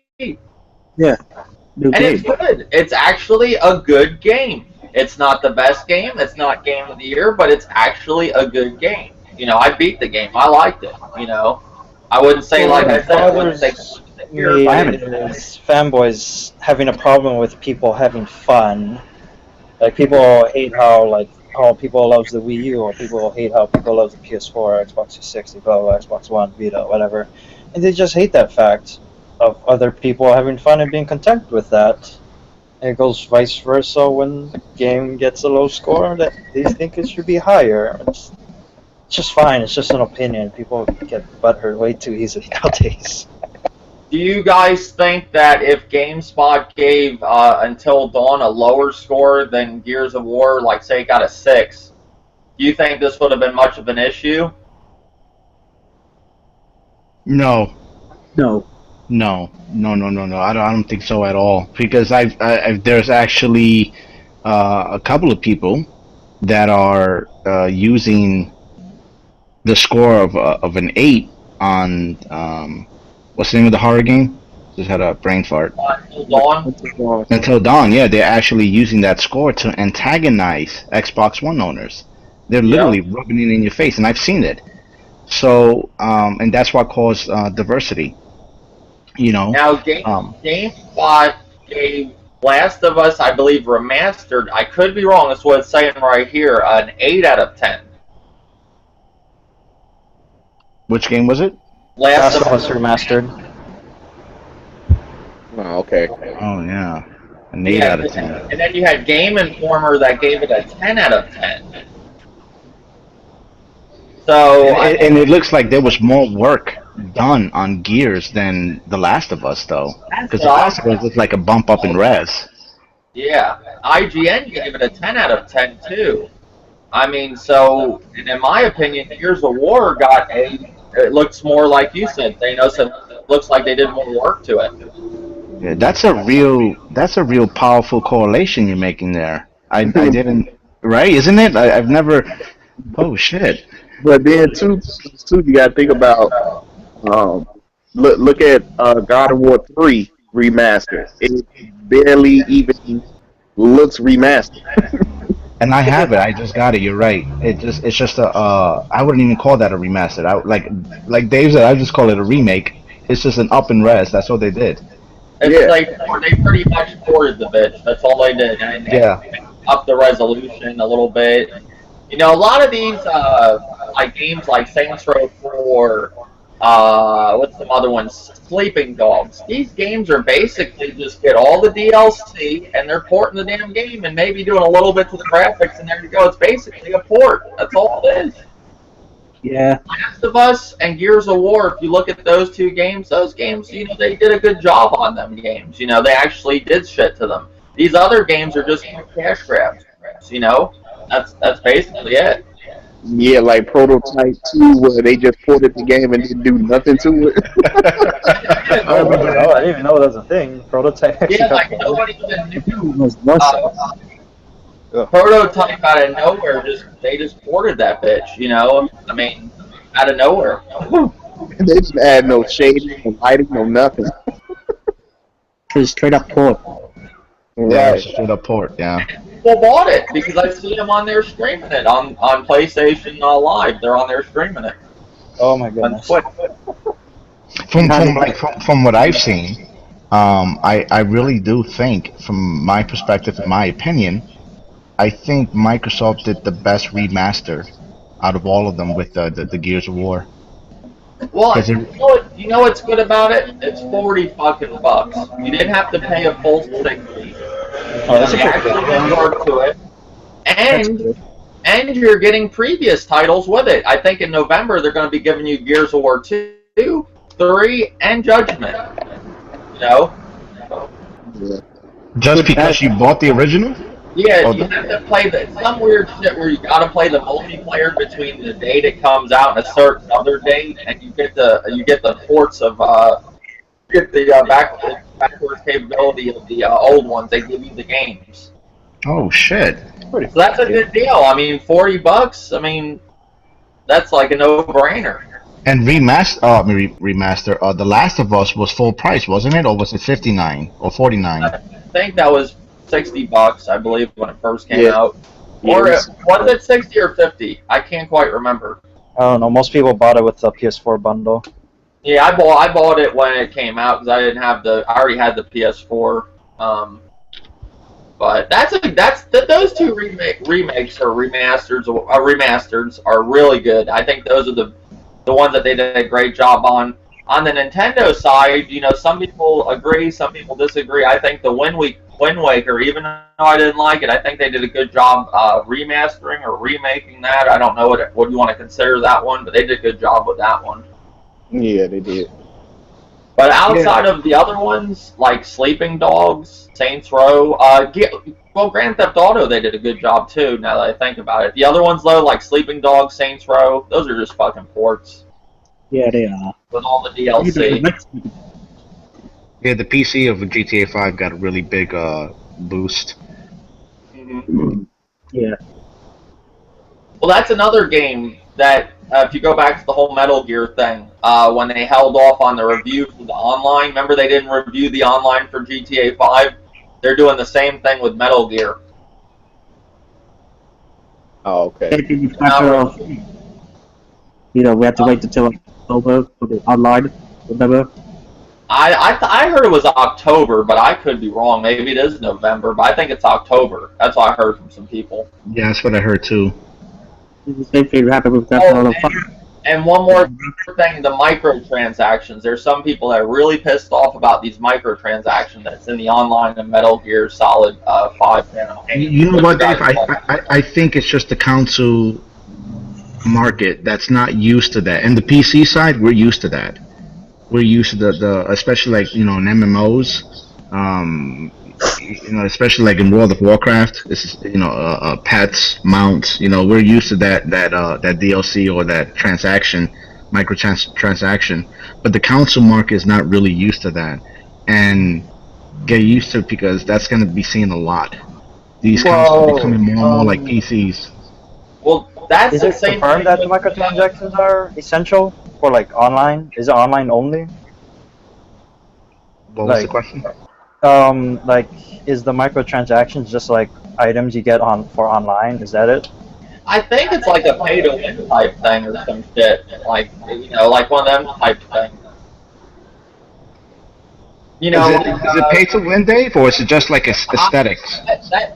That's what I always see with microtransactions. Like, if you take that game, Blacklight Retribution, you can get all the good guns if you buy the microtransactions. Same thing with, what was the other game that they did that with? Plants vs. Zombies. You can get the characters faster instead of having to earn them. To me, that's like pay to win. Like, you're getting the better shit right off the rip. Now, I'm not sure with Metal Gear, but I mean, I'm assuming it's going to be the same. You're going to get stuff faster than other people. I mean, I don't have a problem with it if it's not essential. Like, I think the one time I had a problem with the microtransaction was the Resident Evil Revelations 2 microtransaction with the life crystals. Where what would happen is that if you die a certain amount of times online in raid mode, you're gonna have to pay money for it. The only way you can get it through in game is waiting a whole day, doing like these super hard ballsing missions that like to fuck you over. I've never purchased microtransactions that I could think of. I've never done them. Call of Duty has it, right? They got a microtransaction there with skins and weapon packs and stuff like that. Oh yeah, right? they do. Oh yes. Well, I think of that more like DLC. Like skins and stuff. Or those are considered microtransactions too. Skins, yeah. Oh, okay. I thought it was more of like unlocking, like the whole thing with GTA. And you buy those shark cards, and people are pissed about. I have friends that get pissed about that because the guns and stuff are so expensive online, and certain things you do with the cars, like the upgrades, people just go spend $20 or whatever and get the upgrades faster than others. Wasn't there something like that with Madden 16 too? I think it's with a lot of games. A lot of games have microtransactions nowadays. Yeah, and a lot of them is online-based games. Yeah. I mean, think about it. Would you ever spend $20 just to get a virtual gun? But yeah, that's a big issue right now. The whole Metal Gear campaign, Metal Gear 5 campaign got microtransactions, which I won't purchase if it, I'll get DLC if it's worth it. But other than that, no. Sometimes I'll buy with the Mortal Kombat, I bought Tremor and stuff. Characters you couldn't get otherwise. But if I can actually earn the DLC, like actually get it unlocked by playing the game, do it. Like Plants vs Zombies, you had the option to get the cards, but you can get the cards by playing the game. The points. They wanted you to buy those packs to get different characters. But I 10 wasn't it like weren't they like selling DLC that was already in the game as well? You can just get it through like normal means. Yeah, that's what we're talking about. Like most people just grind to get that stuff, and then they have microtransactions where you can just buy the shit. That's basically for lazy gamers. that's basically what it is. I noticed like fighting games, they like to do that a lot because I know it's like a lot of fighting game players. I've seen a lot of them say that they hate unlocking stuff. Like they want everything from the get-go. Like they don't like the fact that they have to unlock more characters through a certain game mode or whatever. They don't like the grinding process. Yeah, right. They want everything the easy way. People don't like to grind. Even though sometimes I do. I like to grind. Yeah, I mean, some games it gets a little ridiculous. Like I will say with Grand Theft Auto 5, some of those guns are really expensive. Like to get. And I remember one of my friends, he stopped playing GTA Online because of that issue. He's like, oh, all these dudes got all the nice shit, the good cars, the nice the nice places in the game to store your cars. He's like, everybody already had everything because they did the microtransactions, or glitched the game, And I was one that glitched the game. I glitched the game and got up like $12 million, But I mean, if you're buying that shit, I wouldn't do that, Right. Microtransactions are ruining games. They are. They really are, in my opinion. Yeah, me too. Another thing I want to talk about, there's a couple other things. What was the other thing? What games have you guys played lately that you totally disliked? Like, name a game you played recently that you just couldn't play anymore. You gave it a shot, you're like, fuck it. And I rarely do that with games. I'll play a game and I usually end up liking it somehow. What's one game you played lately that you just put down and you couldn't stand? Taiko Drum Master was a game I bought recently and I fucking love it. No, like a game you hated, like you just couldn't stand. Yeah, a game you bought or rented or whatever. No, huh? Last year was Assassin's Creed Unity. I bought it game. It was funny as hell. Oh, Assassin's Creed Unity. So that was the game that was like one in your recent memory that you just couldn't stand. Yes, it was. And that was basically because it was buggy? Yeah. It was really buggy. Okay. What about you, old Derby? A recent game that you just couldn't stand? I'll have to say it's been a while, but I would have to say Assassin's Creed 3. I couldn't play it no more because the story was just boring. The character was boring. I just couldn't finish it. I gave up on it. I hated Assassin's Creed 2. Yeah, a lot of people didn't like Assassin's Creed 3. I was one that actually liked it. I don't know why. I actually enjoyed it. I thought Black Flag was a lot better. But I did play Assassin's Creed 3. I beat it on the Wii U. What about you, Thanos? What was a game that you picked up recently that you tried to give a shot and you just couldn't like it? You just couldn't do it no more. And I tried it, you know, because people were saying try it out. I'm not really into anime, but I gave it a shot. It was that Dragon Ball Z? Oh, Xenoverse? Okay. Yeah, I tried. I put That maybe game was 7 hours into it, and I just couldn't get into it. that game was unbalanced as fuck. Just the sound, the noise, I don't know. I just couldn't get into it. Yeah. Yeah, people were saying that was a good game, and that's interesting. I don't think I would like that game either. Now, mine's going to be interesting. This is the first game in a while where I actually gave the damn game a shot, and I just couldn't get into it. Was Payday 2. I did not like that game. Oh, really? You didn't enjoy Payday 2?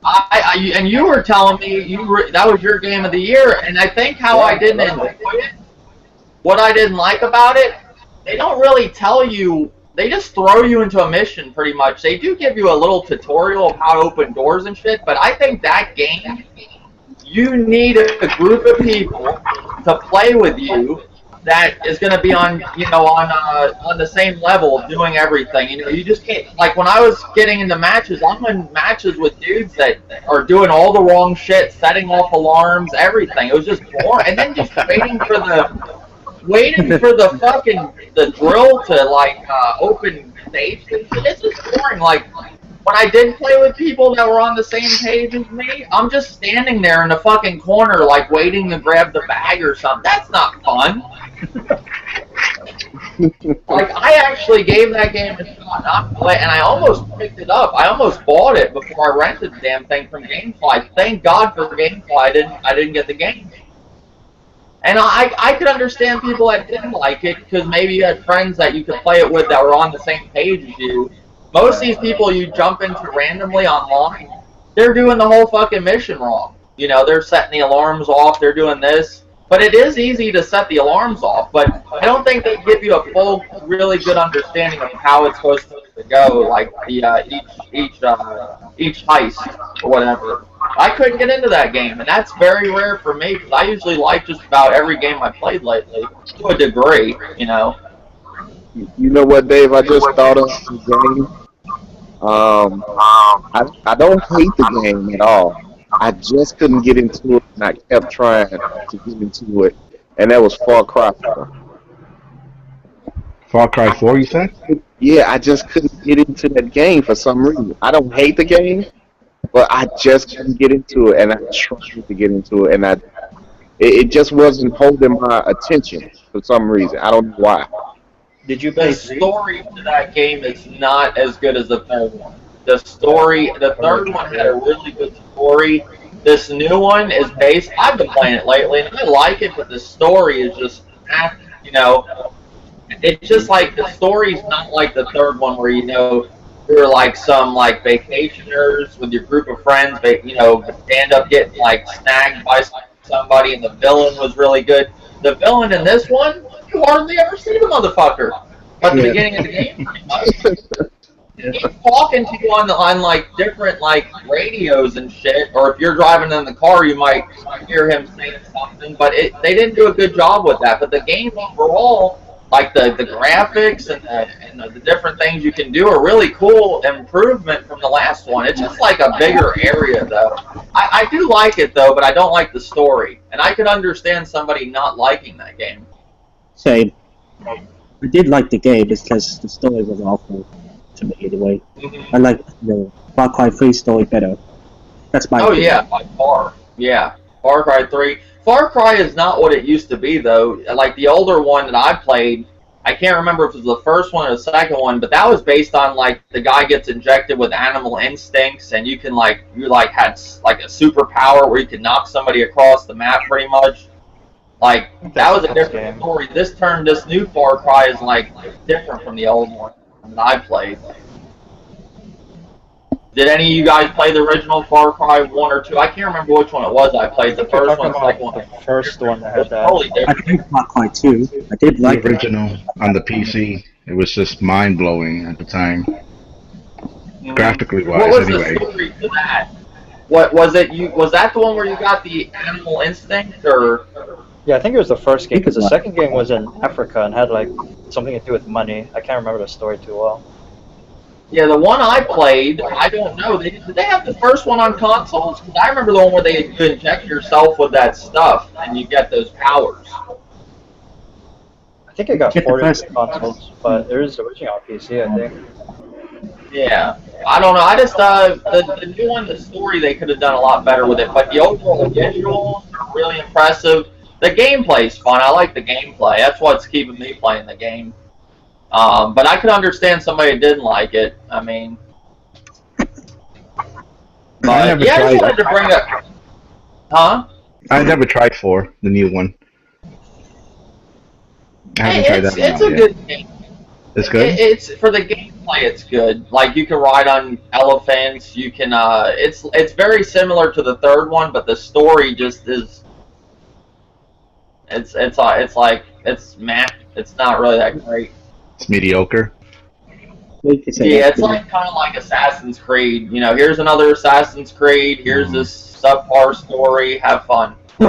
You know, here you go. And I hope they don't turn, like, I don't think Far Cry is not coming out this year, so they're not going to keep milking you with that.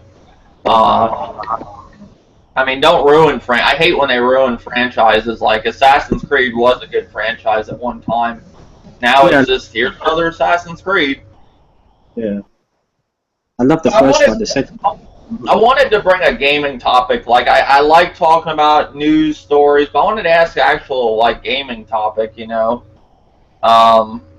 What's so far this year? Have you guys played the game that what's the best game you like this generation so far? What's your top #1 game so far?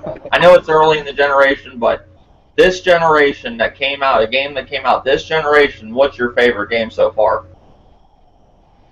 I would have to say Shadow of Mordor. Okay, that's a really good game. Yeah, I enjoyed that one. I was really impressed by the whole Nemesis system and shit like that. That was really good. And they're saying Mad Max is pretty much the next Shadow of Mordor. It's going to be another game that was like kind of like how Shadow of Mordor was overlooked, and it actually became a really good game. They say Mad Max is it's the next Shadow of Mordor, and the more I see of that game, the more impressed I get, you know, with it. It reminds me a lot of Rage. I don't know, you guys remember that game, Rage? Yeah, on the 360. Yeah, it reminds me a lot of Rage. Hopefully it's more in-depth, better game mechanics, more, you know, things going on and stuff like that. Because I'm a little afraid of the whole void, the emptiness of the desert and stuff like that. So it'll be interesting to see what they do with that. Okay. What about you, Old Dirty? What game this generation were you just like pretty much is your game of the generation so far? Game that I really enjoyed this generation was Shadow of Mordor was one of them, and The Last of Us. I really enjoyed The Last of Us because I didn't get a chance to play it on the PS3. But when I finally got a chance to play on the PlayStation 4, like I was caught in that game. Like I really enjoyed that game, story wise, and you know, just the whole how they presented the game. It felt like I was actually in the game, like I was Joel himself trying to protect. You know what I'm saying? What was her name? Ellie. Mm-hmm. Oh, and I like games that put me in that perspective as I'm that character. But then as I took control of Ellie, dude, I was like nervous shit. You know what I'm saying? Because it's like, okay, I'm playing as a 14-year-old girl that's vulnerable in this crazy, you know, on this crazy world. Anything can happen to her. So I was just like nervous when I played it. So I'm like, damn, Joe, would you wake your ass up and get better? Because I just felt vulnerable playing her. She had to sneak and be more careful. You know what I'm saying? Because it put me as her. You know what I'm saying? And that's what I like about The Last of Us. And I think it was just an awesome game. It was an awesome game. Mm-hmm. All right. What about you, Ozzy? What game this generation is pretty much your game of the generation so far? I know it's early in the generation, but I'm just curious. My favorite from this generation You can believe it was Alien Isolation. And that's funny because that's my game of the generation so far. That's hilarious. No, I believe you. I actually believe that. That's perfect, man. The Alien game I've always wanted to happen. I thought I was gonna get it with Aliens Glory in the Wings, but that sucked. But Alien Isolation, it was so good. I might have to check that out. Yeah, It was so it's a really low. It was awesome. My heart was pounding every time when I see the alien. Literally. This is the scariest game of this generation so far, and it's so refreshing to have an actual horror game that's scary. Is it kind of like it's an old game? Is it kind of like Riddick on the OG Xbox? I don't know. Wow, that is an old game. no. It's not really. You're not like a badass like Riddick. In fact, the character you play as is really weak. Like, you can kind of fight back against the alien, but you only have like 2 or 3 viable options against the alien, and it's invincible. You can't kill it. You can only avoid it. And then, yeah, I know. Other than that, there's like normal enemies and certain enemies which I do not want to spoil. Okay. I was doing my best to just, get past the alien. Mm-hmm. Yeah, what was cool about it, like my game of the year, game of the generation so far was Evil Within. I loved Evil Within, and I still do. But I played Alien Isolation. I picked it up on a flash sale for like $24 or something. And the reason I waited so long to get it is because everybody was down in the damn game. I asked people, they're like, "Oh, this is just hiding from the alien shit." So I actually live streamed the whole damn game, and Baba Kakarot, he watched me play it. And it was just a blast. Like, the game was so fun, and the ending is really cool. Like, what goes on, I don't want to give nothing away, but, I mean, me saying certain things would totally give the game away, and I don't want to say that. But it's how they did the whole cat and mouse thing with the alien, how when the alien's watching for you, I mean, that motherfucker you could turn around, and there he is, and scares the shit out of you. It's great. Yeah.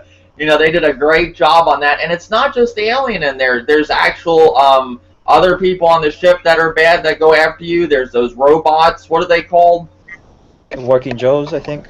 Working Joes. They go after you. So people had me thinking the whole thing was just you and the fucking alien the whole time. That's not the case. There's other people on the ship that you're helping. It's a really good game. It is an excellent game in my opinion. And that is, I was talking shit about Sega earlier, but that's something that they did brought us, like, of the few shit they did this generation that I really liked. And that was actually my game too, like Ozzy said, that I like so far this generation. It's one of my favorite. That's pretty much my favorite. What about you, Baba Conqueror? What's your favorite so far this generation? Oh my god. I was good. Last of Us, I loved, but Dirty already said that. And then Ozzy and you said Alien Isolation. And you're asking this question to someone who plays on Vita the most this generation? That still count. I have an oddball one. Lately, I've been playing a lot of visual novel games. So the game I want to bring attention to is this strange visual novel series called Danganronpa. Oh. And the setting for it is that you are this high school student who got into this super special academy built for like the most special, like the most talented of people who are like the best of their field. So it's like the ultimate baseball player or the ultimate musician. And you come into this school and you get gassed, like amnesia. And all of a sudden you get caught up in this game where you have to kill someone in order to get out. But once you kill someone, you go into this phase where you kind of go into this like Phoenix Wright trial, and you have to figure out who killed them. And if you don't find out who's the killer, everyone else gets killed, and the killer gets to go free. Or you find out who the killer is, and they get executed, and everyone gets to live on in the school until the next killing happens.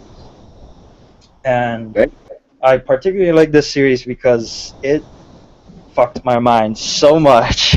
It pulls so many twists and turns, and it even does a genre shift twice.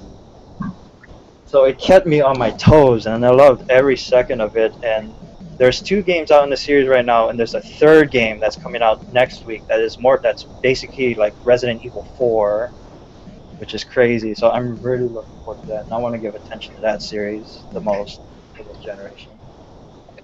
That sounds. I know you're in a lot of those RPGs. Like you like JRPGs, right? I do, but Danganronpa is largely a visual novel. So I wanted to do something different other than just saying Last of Us or anything like that. Yeah, but I can understand people with The Last of Us being their game of the year because a lot of people didn't get to play that on the PS3 because that was like the game released right at the end of the generation. Like you had some big games released right at the end of last generation that they remastered it for this generation that are people game of the generation so far. Like, I thought that was weird with GTA 5. Why wait to release that on last generation? Why not just... Imagine if that came out as a launch title. Like, could you imagine that for the PS4 and Xbox One? How well that would have done? Yeah, that would have done really good. How many people would have bought a next-gen console just to play those games? Same thing with The Last of Us. Yeah, I would have bought. That would have been a console seller, which it was to a certain degree, but it would have been a console seller. People would have jumped to next generation for them games. This whole last generation thing still going on is hurting this generation. I don't care what anybody says. And this is like the last topic I want to bring up. Mortal Kombat X was canceled on last generation. What is your guys' thoughts on that? That's a shame. That's my favorite fighting game so far this year. They canceled it basically because they couldn't get the game's quality the way they wanted to. That was their excuse. Good. On the 360 and PS3. I think the big new IPs, well, not necessarily new, but just big IPs such as Metal Gear, should not be on the 360 and the PS3, nor should Black Ops 3 should be on the PS3 or 360. We need to perpetuate the 8th generation, That's how I feel about it. They're not giving anybody a reason to jump to next gen. If you have games like Call of Duty, Black Ops 3, Metal Gear, Mortal Kombat, what's the point of having a next generation system but for graphics? And it's just they're basically just milking it. Once I heard Black Ops 3 was going to be on 360 and PS3, I knew right away Activision. They know they can make enough money on 8th generation. They're just porting it over to the 7th or scaling it down to the 7th generation simply just for money. That's it. Yep. I mean, I think it's safe to say at this point that last generation has went on too long. I mean, I know every generation, I think some people said the PS2, there's still games being made for the PS2, like sports games, right? I believe. Games being released. Were actually made, maybe except for FIFA. I think FIFA 15 came out for it. But see, that's a sports game, big, And where do you have to special order them games, or I don't ever see them at Best Buy or nothing. Like FIFA? I think one of them games are still being made on the PS2. See, I don't check for this shit because I don't look for games for the PS2, but I think there's still games being made for the PS2. I know PSP games are being made. I'm not sure about PS2. I mean, I know a lot of PS2 are being sold in the third world countries. That's getting like super popular. Yeah. Somebody sent me a list on my live stream. We were talking about this, about old console. We got in the whole discussion of PS3 and Xbox 360 still going on. And somebody sent me a list. I think it was games on PS2 still being made. I might have got it mixed up with the PSP. I don't know. Maybe I got it wrong. But we all know that they do carry, older generations have been carried longer, especially with sports games. We have seen it before. And I think the PS3 and Xbox 360 generation, the bigger games like you know something's wrong when we got an Assassin's Creed game for next generation, and then they're making one for last generation. Yeah. Come on. I mean, I may have got my information wrong with the whole last generation, but I know other generations carried on a long time, but not as long as this one's carrying on with AAA games. Like there has been sports games that has carried on a long time, but you're still seeing like Call of Duty being made. Is 2K still being made? I know NBA 2K, is that still made? Is that going to be for last generation this year too? I'm pretty sure it is. Last year they had a part of the one part of the multiplayer wasn't in last gen. I could be wrong on that, but we all know last generation's still going on, and I think it should be cut off. That's the only way you're going to get people to jump to next gen. Call of Duty on both generations, no good in my opinion. Yeah, I agree. Yeah. I mean, I hate, and some people will argue with you. They're like, why? Why do you want that? Well, what's the point of next generation then? Like if these big games are still being made. Like now look at all the people that have to go get a next generation or play it on PC to play Mortal Kombat. You had so many people just sitting on their last generation console saying, oh, all I wanted was Mortal Kombat. Now you got so many people that have to go buy a next gen console or get a PC to play Mortal Kombat X. Yep. I mean, and I don't think that game should be made for last generation. Like, I want to play that on next generation. I don't play it on last generation. Yeah, I totally agree with you. We need to just they really need to drop support. But then again, it's about money, Mm-hmm. Once Activision, you can expect that from Activision, but Konami with Metal Gear, come on now, that's an obvious title. That should only be on 8th gen. Period. And on PC. I definitely want to see how Phantom Pain actually looks on the 360. Like, I really want to see how that looks. I think Digital Foundry has comparison. There's another YouTuber channel called Candyland. Go check it out. He does, Candyland does a lot of comparison, all platforms on the Metal Gear. I know it's a 720p. Yeah, I could type it in the chat. Yeah, I think the last game on the PS2 was FIFA 14, I believe. I think one of the last games of FIFA. So I mean, that generation still went on a long time, but it was basically on some sports games. But this last generation you got still big AAA games still being made for PS3 and Xbox 360, and I think that needs to stop. I mean, I do. It's just my opinion. I think these consoles are cheap enough to where somebody can jump. Because last year they had some killer deals. If you had an old 360 to trade in your old 360, and you got an extra $150 off on an Xbox One. You know what I'm saying? Yeah. I mean, how can somebody not? I mean, if you're gaming and buying games, how can you not get that at least? With a deal like that. I mean, I understand. Some people can't get it still, but I mean, I don't know. I think it should be cut off. That's just my opinion. I agree. Gaming is an expensive hobby. It's not a poor man's hobby. It's really not. Yep. Really not. I mean, any hobby really is expensive when you really look at it. People collect cars. That's a real expensive hobby. RC cars, painting, comic book. All of it's really expensive. You're right.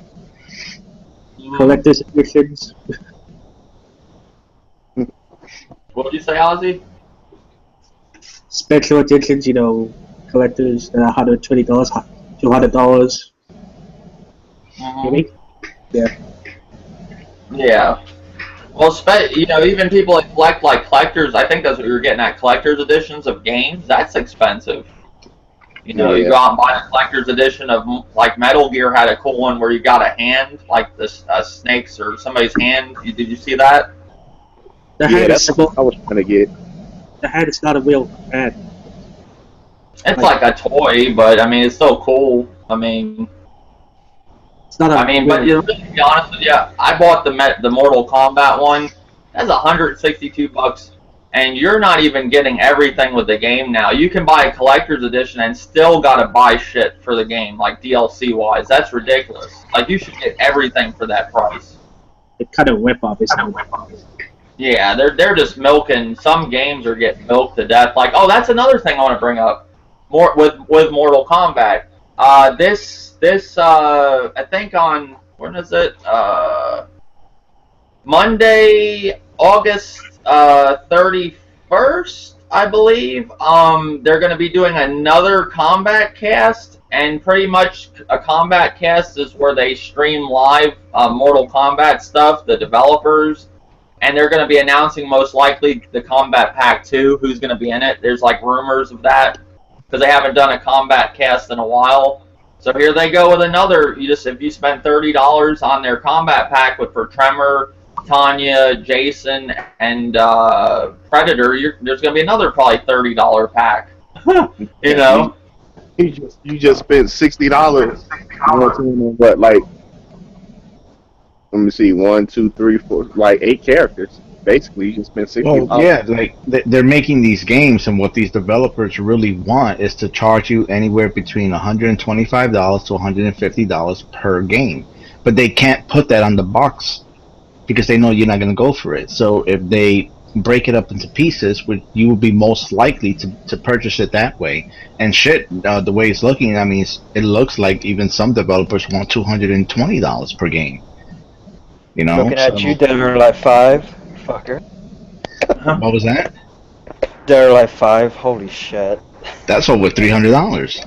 Yeah. And then the most infamous game I know of that does this is this rhythm game called Idol Master, which has over $1,000 worth of DLC in Japan. Damn. Holy fuck.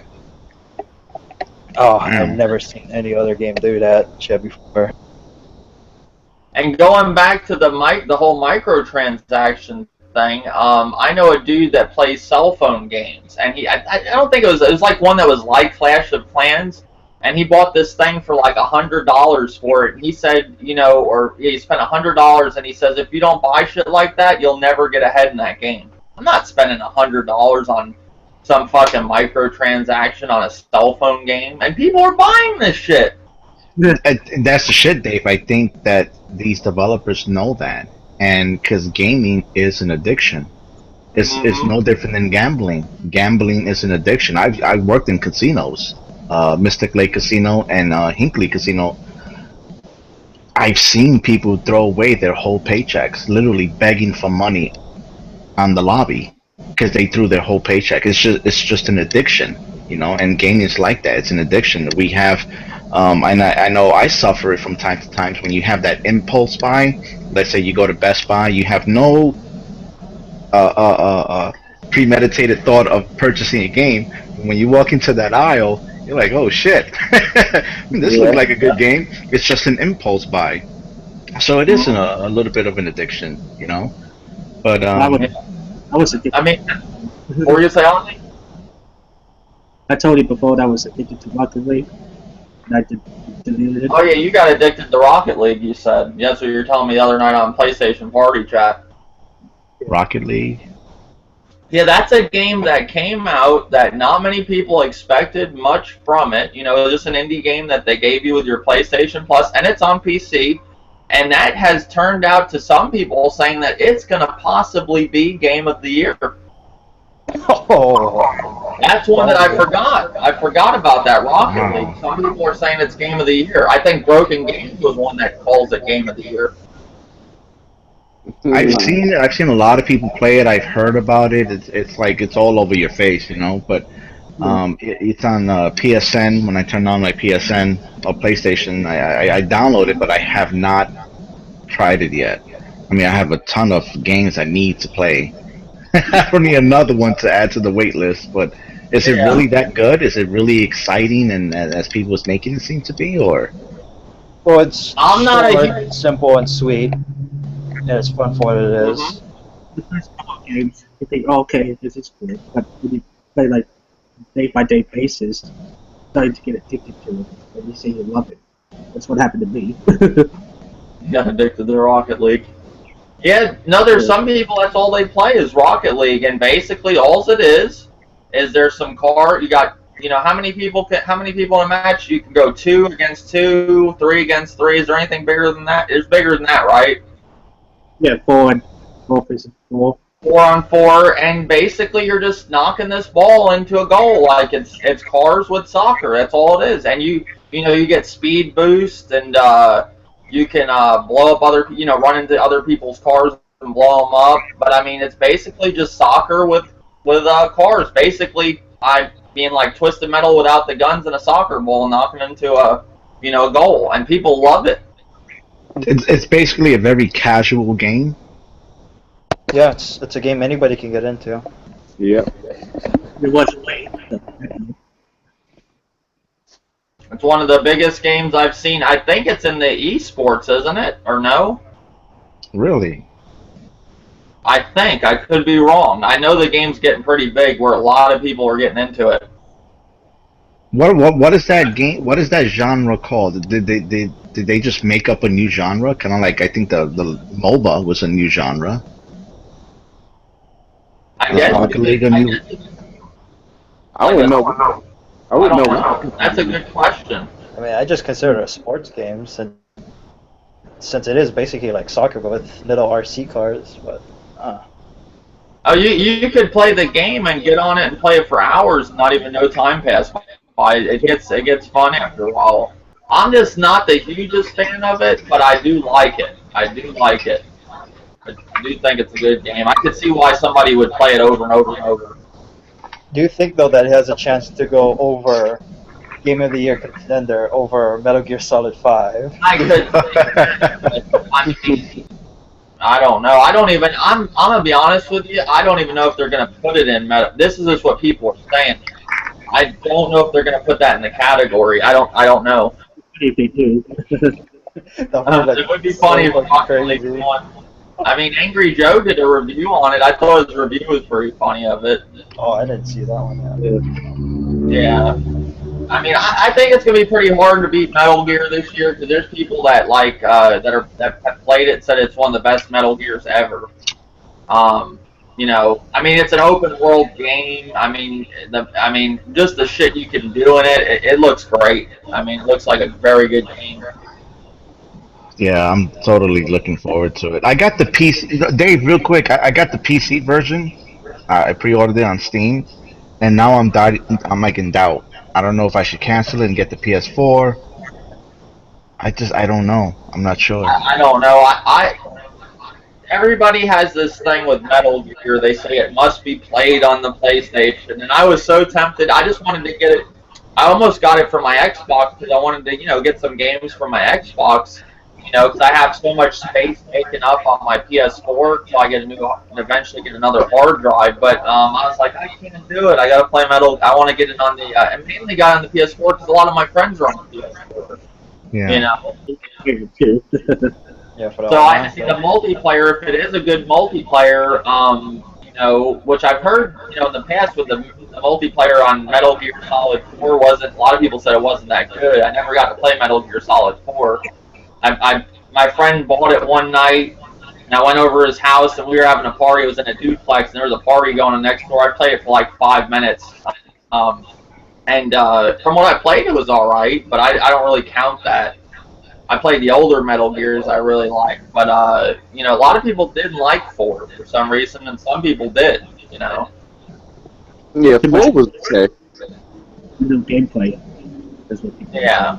I mean, I think this one, when I played at Ground Zeroes, what I'm assuming this is going to be just like Ground Zeroes, but actually will have a bunch of missions and stuff, and it's, a huge map, I think it's going to be a good game. I think it'll definitely get Game of the Year, if it's exactly what these people are saying, in the reviews, if they're not just paid off to say that, which I don't think they are. I mean, there are some out there that are paid off probably, but I think this is a good game. I didn't expect this game to get low scores. I really didn't.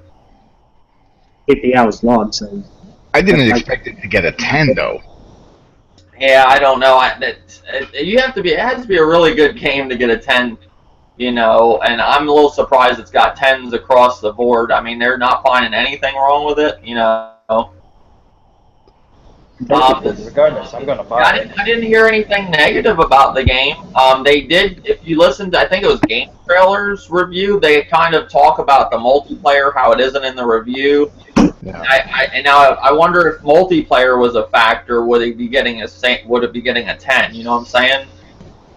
Right. But the fact that it got a 10 without even playing the multiplayer should tell you how the single player sustains, that 10 or that high level score, so either way, either PC or so. Are you getting it for the X1 then? I got it for the PS4. I believe it's already preloaded. I got it digital. Okay. Yeah, me too. I got it also digital. I don't care for the disc. I'm not a huge person on physical anymore because to me, I don't want to go to the store at nighttime and go get the game. Why do that when I can just play the fucking game right at 12? And I got The Witcher. When I got The Witcher 3 digital, I got it like 4 hours early. That was the only game that did that. But still, what? I mean, isn't it great just turning on your shit right at 12 and getting to play it? Yeah. Yeah, it is. It's very convenient. I mean, it's convenient. I mean, I'm sorry. To me, it's not cool going and sitting online for fucking at GameStop for 2 hours. It's not, or an hour. No, they want you to get there at 10 o'clock. Bring your slip early. That's this is what my GameStop polls. Get there at 10. Bring your slip. So what are you supposed to go home, sit for 2 hours? Majority of the time, you're just gonna stand there and wait for 2 hours. And talk to people. But who the fuck wants to do that? Well, I have done that over the years. It happens. I mean, I don't know. The last big game release I went to at GameStop was Grand Theft Auto 5 on the PS3. On the last gen when it came out. I think my last one was Destiny, which, by the way, to me is the biggest disappointment of a generation was Destiny. That's what I called it. Yeah, I did the same thing. Yeah, and I went in there, and I don't ever talk to the guys in there. They're just fucking weird. Gamers are fucking weird, man. But no, well, and then GameStop always want you to pre-order everything. They're like, oh, can you pre-order this? Oh, can you pre-order that? I'll put $5 on there. Like, what I thought was crazy, last time I went to GameStop, I didn't know this. I wasn't aware of this, but to get the beta for Call of Duty Black Ops 3, had a pre-order. So I pre-ordered it. I'm not going to probably get the game, though. I'll cancel that pre-order, move it to something else or something. But they go to me, they go, do you want the $80 version? I think it's called the deluxe version or something. I don't know what it was called. It was the other version for $80. I was like, so what do you get with it? They go, oh, the big zombie map. And I go, the big zombie map. And you get some, like, book art, a better case and all that. Basically, what you're paying $20 for is the zombie map, okay? So I go, oh, I'll just buy the season pass and just get the $60 version. Oh, it don't come with the season pass. You gotta buy this version. The only other way you can get it is if you buy the digital deluxe version or you buy the Juggernaut edition.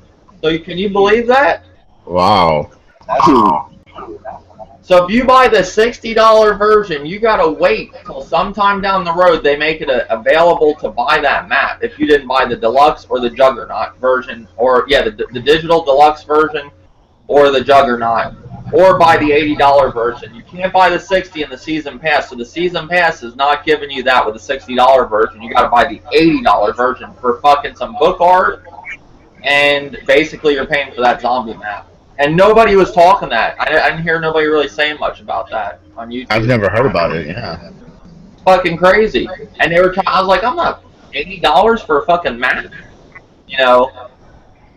One map. It's some zombie map, the big zombie. I think it's called the Big Zombie Map or something. It's just literally called the Big Zombie Map. I mean, I'll look it up right now. So $80 for one map. Yeah, $80 for one map unless you buy the digital deluxe, which is $99, or you buy the Juggernaut, which is what, $200. Can't get it with the season pass.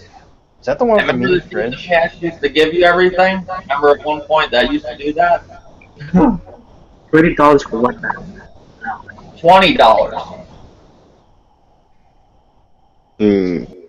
Wow. I didn't really hear nobody really mentioning that. Let me see. Here, it's called the Giant Zombies bonus map. The Giant Zombies bonus map. You play as a giant. Well, I don't know. I guess there's giant zombies in that map. I'm sure it's a cool. I believe. Watch it be an awesome fucking map. But you gotta, they're knowing you want that map, and you gotta go. You gotta buy the $99 version, the Juggernaut edition, which is not available. So your only option is the $99 version, or wait till they actually put it on a digital buy in the future. It's just fucked up how they do it. They make you pay $60 for a game, and then if you pay just a little bit more, just a little bit more, you get this really cool stuff. That's fucked up. Well, that's the thing. People that want that physical disc have to buy the $80 version if they didn't get the Juggernaut. So if you're a digital person, you're good, because you can just buy the $99 version. But they're not giving you that option with the physical no more. You got to get the $80 one, and that's how you're going to get that map, unless you got the Juggernaut. Right. So that's crazy. It is. That's how they get you. Physical. Mm-hmm. Let's get Games are doing the same thing too. physical. I wanna get physical. Really? This is I think becoming the whole like a physical different thing, trend. I'm not going to bring up that discussion, but I think they're pushing for digital more. Because at least with digital, you get the option to get everything still. I'm not buying the Juggernaut to get that shit. I mean, the $80 version, if I don't, the only other option is the Juggernaut. That's crazy. Yeah, switching out the disc is so 90s. I don't know. Collecting physical copies is my video game addiction. I always go like physical as much as possible, but I don't mind digital games. But I notice there are gamers who like boycott digital only games, which I think is a bit ignorant because there are some good digital only games that are worth it. Like Record. Well, the new Hitman game, I don't know when the physical copy of that's coming out, but this December it's coming out digital and digital only. Oh, I'm gonna buy that shit regardless, though. I love Hitman. Well, Yeah. did you guys hear that you're not a real gamer if you don't have the box art? You're not a real gamer. I made that up. I'm just kidding. That's a good one. Don't have the box art. Don't have physical game. How could you? I mean, I just feel so cheated. You know, you look at you open up the case, right, and the case is so fucking thin. The plastics. I mean, it's transparent. You can see right through it. You know, and so I don't know. I don't do the whole. Oh, Dirty. What did you get with your Until Dawn in the box? What came with it? Nothing was in the box. On the receipt, Nothing. pre-ordered it. It gave me a code for a DLC, like another chapter or something like that. Mm-hmm. So you got a little card basically that tells you about. It didn't come with anything. I'm glad you brought that up. I don't think that other chapter's out yet, is it? I don't know. I haven't even put it in the code in it yet. Yeah, it says my DLC is already added, but there's no chapter. I looked last night. Unless it's not. Okay. I don't know. But I'm going to shut the podcast down. I went a little longer than I wanted, but it was cool talking about games. This podcast, towards the end, we actually talked about games. Thank you, Thanos, for joining as always. Thank you for the invite. The people in the chat, thank you for your communication. People in the panel, gentlemen, it's been an honor. Thank you. Thank you, Baba Kakarot, for joining as always. I messed up your name. You're welcome, Dave. It's always a pleasure being here. Thank you, Ozzy Gamer, for joining as always. Thank you so much for letting me on the podcast. Oh, anytime. And, better. I talk a lot more. I think I've done better. Thank you, Old Dirty, for joining as always. Oh, no problem, Dave. Anytime. And everybody in the chat, Dio Brandio, thank you for watching. M Lee 814, thank you for watching. Who else? Thought Dagger110 and anybody else that I missed, because the reason I don't really use the chat too much in the podcast, I have to go by my computer, and that's the only thing on my phone. For some reason, it don't work, and I have to it freezes up. It's just a pain. But once I get a new laptop, eventually, it won't be an issue. But thank you all for watching. Until next time, thank you guys. Woo! Hold on. Oops. There we go.